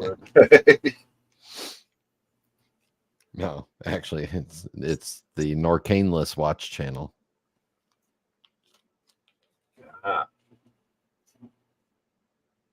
So when is the Olympics? When is that? It's obviously this year. Is it later in the summer? What's going on here? End of summer. When is it? It's end of August. I would say July, August. Yeah. Been watching the Olympic trials, the U.S. team trials. Okay. And you got to hand it to Omega. They spend a fortune being the official. They're like a top. What do they call it? Top sponsor. Of Friday, July 26th through Sunday, August 11th. Yeah. They're the official timekeeper. Yes. Of the Olympic Games. I do want to tell you all hashtag I like the Olympics. You do like the Olympics? I do. Hey, I won the gold 1988. Yes. Figure skating. I'm a big Winter Olympic guy because obviously I followed OC's career. I like the hockey. That was a big deal. Like you. Yeah. Mark, Brian, and I were actually alive, and most of the viewers were not. Wait. In 1980, we won the gold medal for ice hockey. Yes. Do you believe in miracles? Yeah. Wasn't that the year though that was Russia in that? It was U.S. versus Russia in that final. Yeah. So here's what. So you had Russia had invaded Afghanistan, and the U.S. said that we were going to pull out of the Soviet games if they didn't leave. So you had all that tension. We had the hostages were still in Iran, you know, and there was a lot of political turmoil in the world. And you had this group of college kids playing against a professional Soviet Union team in the semifinals. So a lot of people think that was the gold medal game. When they beat the Soviet Union, that was actually the semifinal game, and they won the game against a far superior team, a team that had just trounced them a couple weeks earlier in Madison Square Garden in a exhibition game. And they actually won the game and then went on to beat Finland and win the gold medal. OC, did you go to any of the Olympic events in '84? You're muted. You're muted. You're muted. No, You like it no, that I was way. too young. It's too young. Well, I was only 13. yeah, I went to a couple, and that was really fun. Hey, Well, you were like 29, so yeah, those green things behind you, OC, are very dangerous. I would get rid of them now. Yeah. they're hollow. Those green things back there will grow up. They're like children. They will grow up and they will try to kill you. Yes. I used to have three in my backyard. When we first moved in here, we planted 3 trees. They all got very big.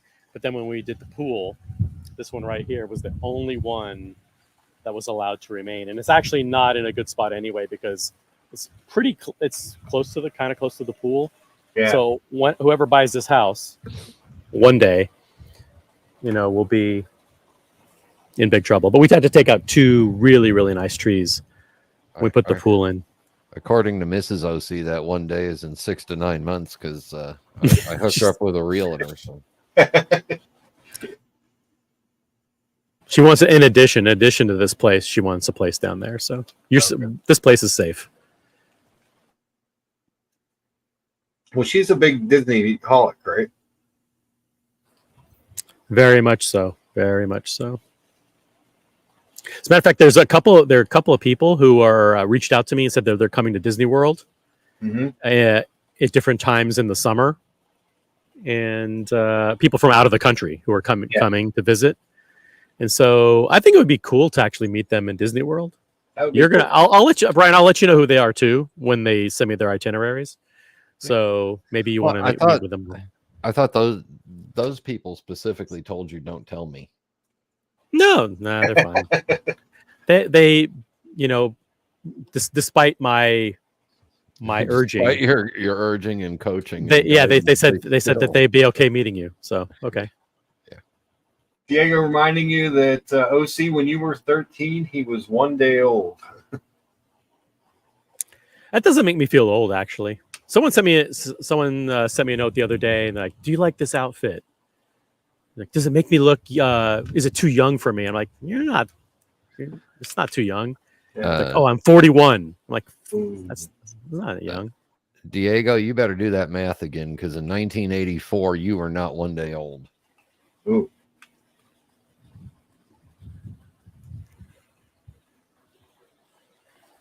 How old was he, Brian? I have no idea. He wasn't even born yet. Oh, man.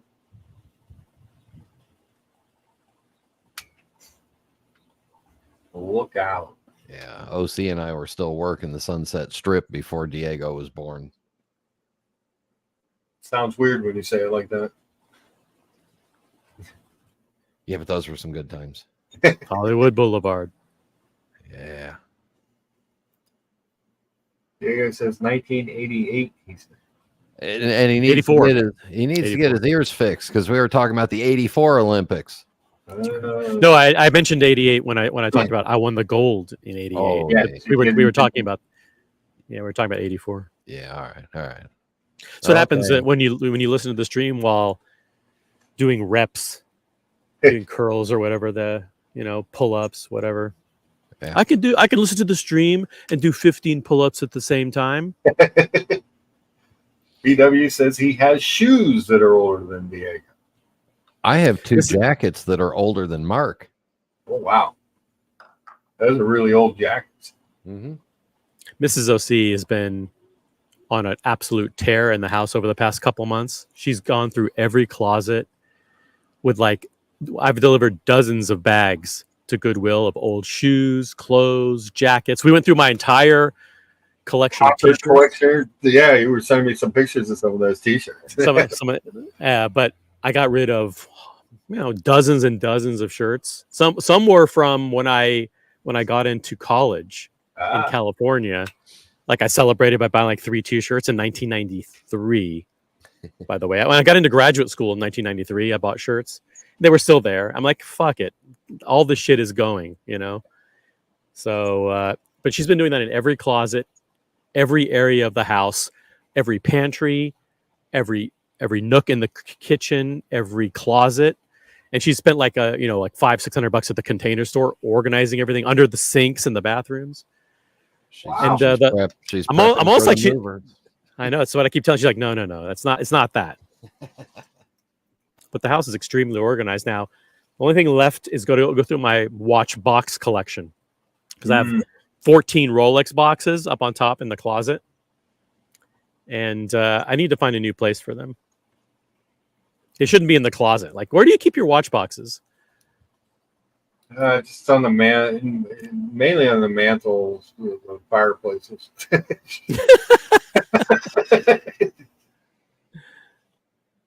I just have shit everywhere. Bachelor, how lucky. Well, what are you gonna do? That's why I was able to smoke a cigar in my house yesterday. What happens if you bring somebody back? You need to have some kind of presentable bachelor pad, don't you? Oh no, it looks nice. It's just the mantle. I stack shit on the mantles everywhere, and I have built-in cabinets on either side of the fireplaces in the living room, the dining room too. Where normal people put photo albums and pictures, you put fucking old Omega boxes. And yeah. I decorate my living room is also decorated with 2 a CCM and a they're both CCMs, I can't remember. They're 2 goalie masks with luchador stickers on. Nothing screams nerd. Some fucking lucha masks by the fireplace. But they're hockey masks. They're goalie masks. They have luchador. Do you have any old baseball trophies up there too from college? No, but I do have a wall of bicycles and Tour de Cure memorabilia. It's like the 40-year-old virgin movie. Yeah. Got a couple of Steve Austin action figures on the shelf. All right, so I do. I have a Steve Austin and a Roddy Piper. See? What's that? Actually, that's Roddy Piper. Why is he wearing a dress? He's Scottish. He's Scottish. It's a kilt. Don't look up underneath. Unless you want to. Yeah. I mean, that's your thing. You could want to. Who knows? But so we're coming up on 3 hours, and I am taking Mom to late lunch today. Have a dessert on me. Yes. She does. Or on you, but think about me while you eat it. Yes. And we'll get the churros. Is that what you got the last time? The churros? Yeah, the churros. No, we had one of the churros, and then we ditched them. Yeah, I think Mr. G took the churros home. There were leftover churros. I don't think he ate them. Fed them to the dog or something. Yeah, it could be. The dogs like some sweets every now and then. It's not chocolate. Give it up to Lucha for hosting the best stream on YouTube for Sunday morning watch top 3 hours. He's committed. Upvote the stream, and don't forget to tune into the Boston Collector channel at 8 p.m. World Time / America Time / Eastern Time for what could be the biggest letdown in the history of unboxings. You never know. We're 2 upvotes away from 40. Yeah, let's go get the 40. And then I also want to get the link for Boston Collector here. Hold on. Because I like most of you, understand that. And then someone scheduled a watch Colony show for like 5 hour, like a 5 hour pre-show. No one's gonna fucking watch a 5 hour pre-show. I mean, come on, man. Like enough is enough. Like, come on, America. Trim it down. No one's gonna tune in at 2 Eastern to start the pre-show. No, that's not gonna happen. I'm not wasting my entire afternoon. I gave you my predictions. The link for the Boston Collector channel is in the chat. Pre-show. What did I miss? Pre-show coming up, but sorry, I had to go get a little bit. But if you live in Florida, you get little geckos and lizards that get in the house. And Kevin says 5 hour show, then another 3 hour wait. Exactly. I'm not falling for it. It's a scam. It's a scam and a ripoff.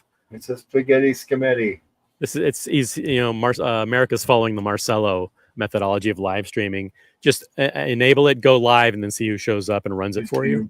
There you go. I fell for it in London. I'm not falling for it again. That was it's funny. Everybody seemed to have a really good time in London. Everybody that I heard that was there talk about it had a really good time, and it was great to meet this guy, that guy. Everybody had the same one complaint. Marcelo would just fire up his stream and walk away. So I'm busy networking. Yeah, I think he's pretty close. He's pretty close to actually turning his channel into a 24-hour unmanned live stream like he did back in the day. It's like, yeah, let these suckers run it for me. They'll do it. Look, it's me, Marcelo. One of the funniest things is we were in the house. It was late one night. We were all sitting on the couch, and there was a tripod set up in front of us, and I think the dungeon was running, and we were talking, and it was just regular old boring content. And I mean boring, in quotes. We were just having fun, relaxing. And then as it got late, so we're like, you know what? Forget it, guys. See you later. We'll see you tomorrow. So we turned off the live stream, and we were just shooting the shit by ourselves. 5 minutes later, Marcelo comes down the stairs with a tripod and with a live stream running. We're like, what the fuck's going on here? He's like, no, I start to stream. Some of us have to survive. Like, what? Like, what do you mean? Like, we were talking off the stream. He's like, no, but look, super chat's coming in. It's like, that's not our problem. It's like, but I get it. That's the problem with monetization. Like if you think that like money's coming in for free, then like it's just I hope it doesn't for when you get monetized, I hope it doesn't change you into evil lucha. Like, I'm not. We're gonna fire up the stream and we're gonna make some cash. It's like, I don't have any. I have a job. Job I like, I could just see the stream. Hi, this is Lucha Bedic, Mark, Jeep, Dodge, Chrysler, Plymouth, and welcome to the show, sponsored by Jeep of Pittsburgh. Watch this deal I'm about to do.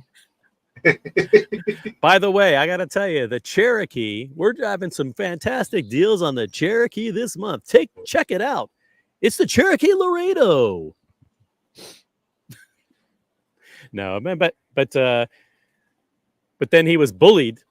It's funny because Jock and Marcelo are like oil and water. So Jock, we just bully him and said, "Turn that shit off." That's I can't do a Scottish accent. Marcelo, you gotta be turning that shit off, man. Something like that. You got your wanker hanging out your skirt, man. You wee rat of a man. That's good. Jock was great. Everybody in the house was great. Everybody was good. Thomas Burnett, VIP of the house. Future live streamer. He's going to be, I think he got the bug. He caught the bug. No doubt about it. Well, he does every other Saturday morning. He has his show, The Escapement Show. And he, unlike me, he actually plans out a topic and sticks to it, which is commendable. Yeah, and he doesn't talk about his freaking porridge. Yes. America 5726 says you cannot possibly overstate the gravity of tonight's unboxing. Yeah, this is a colossal fake out. is what's going on here. And the more I'm not falling for this shit at all. I say Boston's not going to unbox jack shit. MJ's going to come on, or like America, and they're going to do this whole thing. It's going to be 2 hours of Boston Celtics celebration shit, parade coverage, green confetti, all this, and then like afterwards be like America's going to come on and unbox a nice watch. Don't get me wrong, but it's not going to be any kind of Grail this or VIP that. Oh my.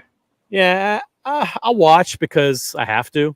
You guys are my friends, but obligated. I'm lowering my expectations by the minute. Oh man. I'm not encouraging people not to watch, but I'm just encouraging people like, hey, like if you're watching like that Game of Thrones show in the background, or better yet, if you're watching the live stream in the background and focusing 99% of your attention on this Game of Thrones thing with the wizards and the guys with the gray beards or whatever, if you like that kind of stuff, watch that. There you go. Tune in around 11:30 Eastern. Yeah. We'll finally get to the unboxing. I think we ought to do a drinking game. Every time Boston says, oof, we have to take a drink. Oh, wow. Including Boston. We'll never get to the unboxing. Never. America 5726 reminding OC that he's under contract, and if necessary, he will activate the emergency clause if you do not show up. Yeah. The emergency clause is him actually terminating my StreamYard access, which is which Lucha knows is actually true, that he actually controls the keys on my channel. So he'll just pull the plug on OC, which could happen any day, and the community would be way better off for it. Yeah, I was going to say that might be an environmental this could be a Cars and Chrono hour. Exactly. No, it's going to be a Boston crew on unboxing because they're doing this whole green and confetti, the Celtics. Everything's about this narrative about Boston this, Boston that. And congrats to that team, whatever they're called, that basketball team. They have a ball, they dribble it. Yeah. Good for them. And in support of Mental Jock, I will say it's actually the Boston Celtics.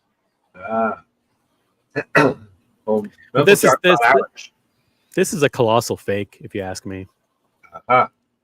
D-Wood says Boston's best unboxings are the drive-by type. This hype is suspect. Exactly. Yeah. Tune in at your own peril is what I say. Every time he frickin' hypes something, it's some ladies' watch. Oh. Yeah. If it's another ladies Richard Mill, fuck it. Or one of those MB&Fs that looked like a fucking spider mixed with a fucking jet machine or whatever. Yeah. Fuck it. I'm out. Treble says, I'm afraid England battered the USA in the Cricket World Cup. I didn't even know we had a cricket team. Do we play cricket? No, it's cricket bait. I met Jiminy Cricket. Okay. America 5726 says, after tonight's unboxing, consequences will never be the same. Yeah, more bullshit. Yeah. America, if you want me to hype this bullshit that's going on tonight, you got to give me keys. Yeah. I got to go. My battery's about to die. Peace out to everybody. Thanks, thanks for coming on. Yeah. Have a great show. Hugs and Peace kisses. out. Well, we're about to wrap up here. We're going to go 7 more minutes. We'll go 3 hours and 15 minutes of live streaming. I have multiple times put the link in for the Boston Collector channel. That's where you will find tonight's epic unboxing. I guess there's a pre-show on the Colony. I thought it said 5 o'clock, but I could be pre-show.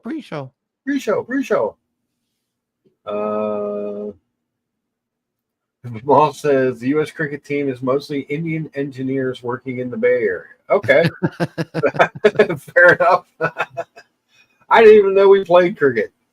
I thought we were a baseball country. It's not the 7-Eleven senior management staff?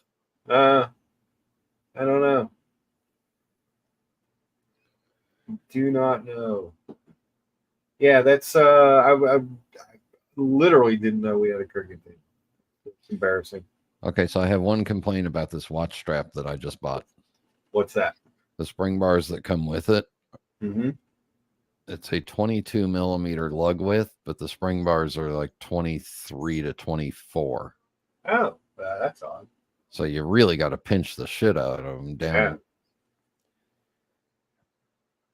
Yeah. And I don't have the. I need to get one of them Bergeron tools. I really ought to invest in that. But so, what do you think of my idea of putting the deployant on the strap of the CK? Oh my God! Would you just leave that damn thing alone? I hate the tangle. It'll weight it incorrectly. It'll be all. You say my watch will be askew?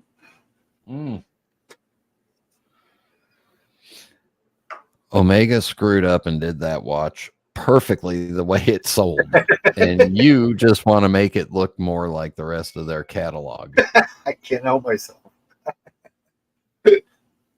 I just can't help myself. Did I just get some WhatsApps? Guys, thank you. Appreciate the upvotes. We're at 43. Like I said, I normally try to get between 40 and 50 upvotes a stream. That lets me know that you guys appreciate what's going on. Also, don't forget, because I don't think I said this last week, and that was shocking to me, but always remember to say something nice to someone, do something nice to someone, and be the light that you would like to see shining from others. Kevin, why are you removing your upvote? I didn't even bag on Grand Seiko that much. I actually put them in the poll. I think it's because you want to change that CK. Oh, yeah, he's removing it because of me. Oh, because Brian's. Well, that makes sense. Okay. I'm all right with that. What is? Totally okay with that. Oh, shit. But I appreciate everybody coming around and hanging out for a few hours. Good time. I enjoyed chatting with everyone. And Brian, thank you for coming on. Thanks to always fun to hang out. Absolutely. Can't wait. So we had some personnel changes. So I'm probably pushing back my Florida visit a little bit. It'll still be here, maybe. But can't wait to come down. Let's see, Jennifer, Brian, the Mathis, and whoever else is around. Yo, jabronis. That'll be a good time. And those are always fun. It's always fun to meet up with people.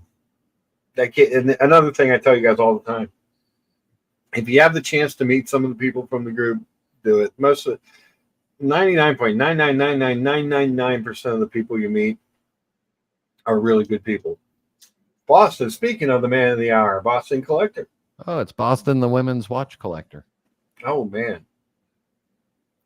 Boston, we've been spruiking your unboxing mercilessly, and I have been putting the link in the chat to your channel. If you guys aren't subscribed to the Boston Collector channel, why not? Support the people who you enjoy on the streams. It's not easy to do these for a few hours, so if there's content you like, support it. And that goes for Tim Wright too. If you like Tim Wright, support him too. I don't care. You're grown ass people. Do whatever you want. Mr. G says, happy Sunday, keep cool. It's hot. Is it hot in Philly, Mr. D? Because it's been really hot here. I'm gonna let's see.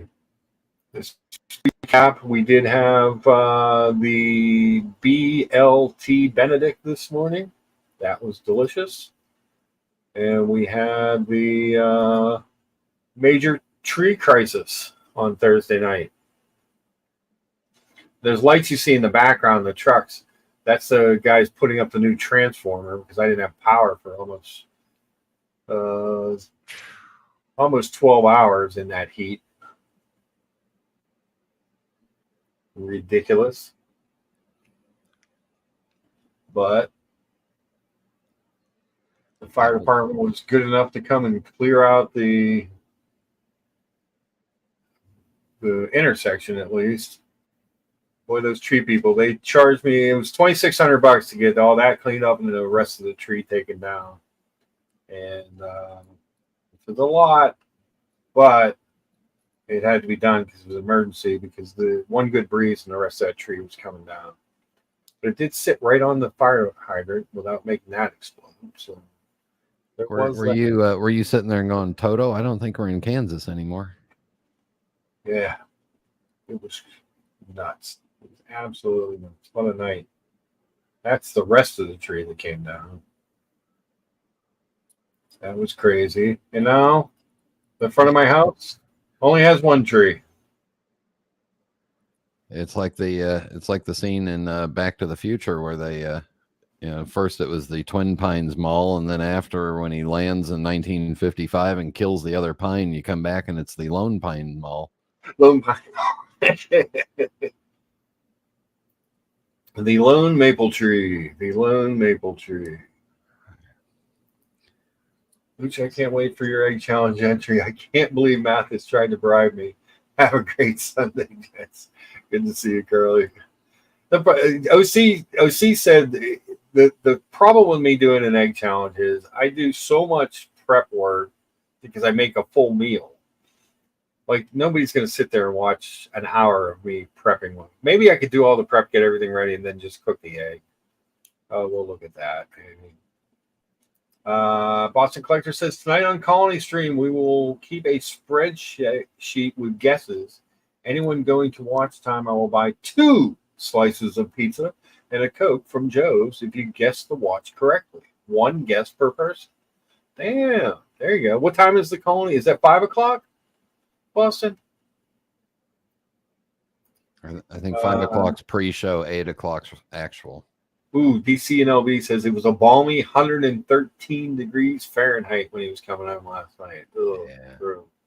It's been in the 90s here, and it's hot, so I can't imagine 113. I played in a casino employee softball league, and when I lived in Vegas, and it was late spring, early, it was like May, June. 6 and p.m. the game, and the game started at 2 a.m. and 4:30 a.m. and there'd be times when we were out playing and it'd still be like 85 degrees out. Yeah. It's just brutal. It was brutal.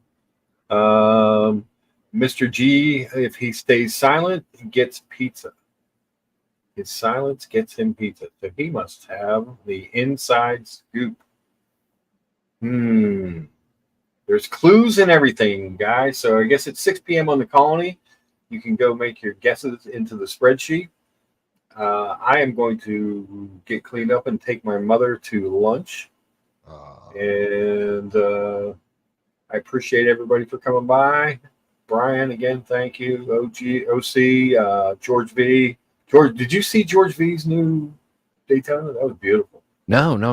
I gotta go back to the beginning of the stream. He didn't really unbox, more like an unveiling of a Zenith Daytona.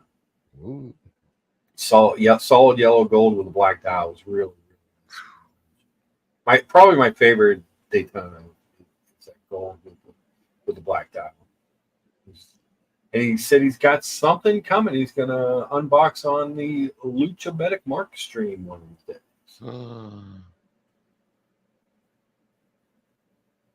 I will wake up and find out Boston's amazing piece. Congrats again, sir, and thank you for sharing your collection with me. Yeah, it's really cool when people share this stuff. I mean, I don't care what it is. You guys know that, but that's what it's all about. That's what these communities should be about.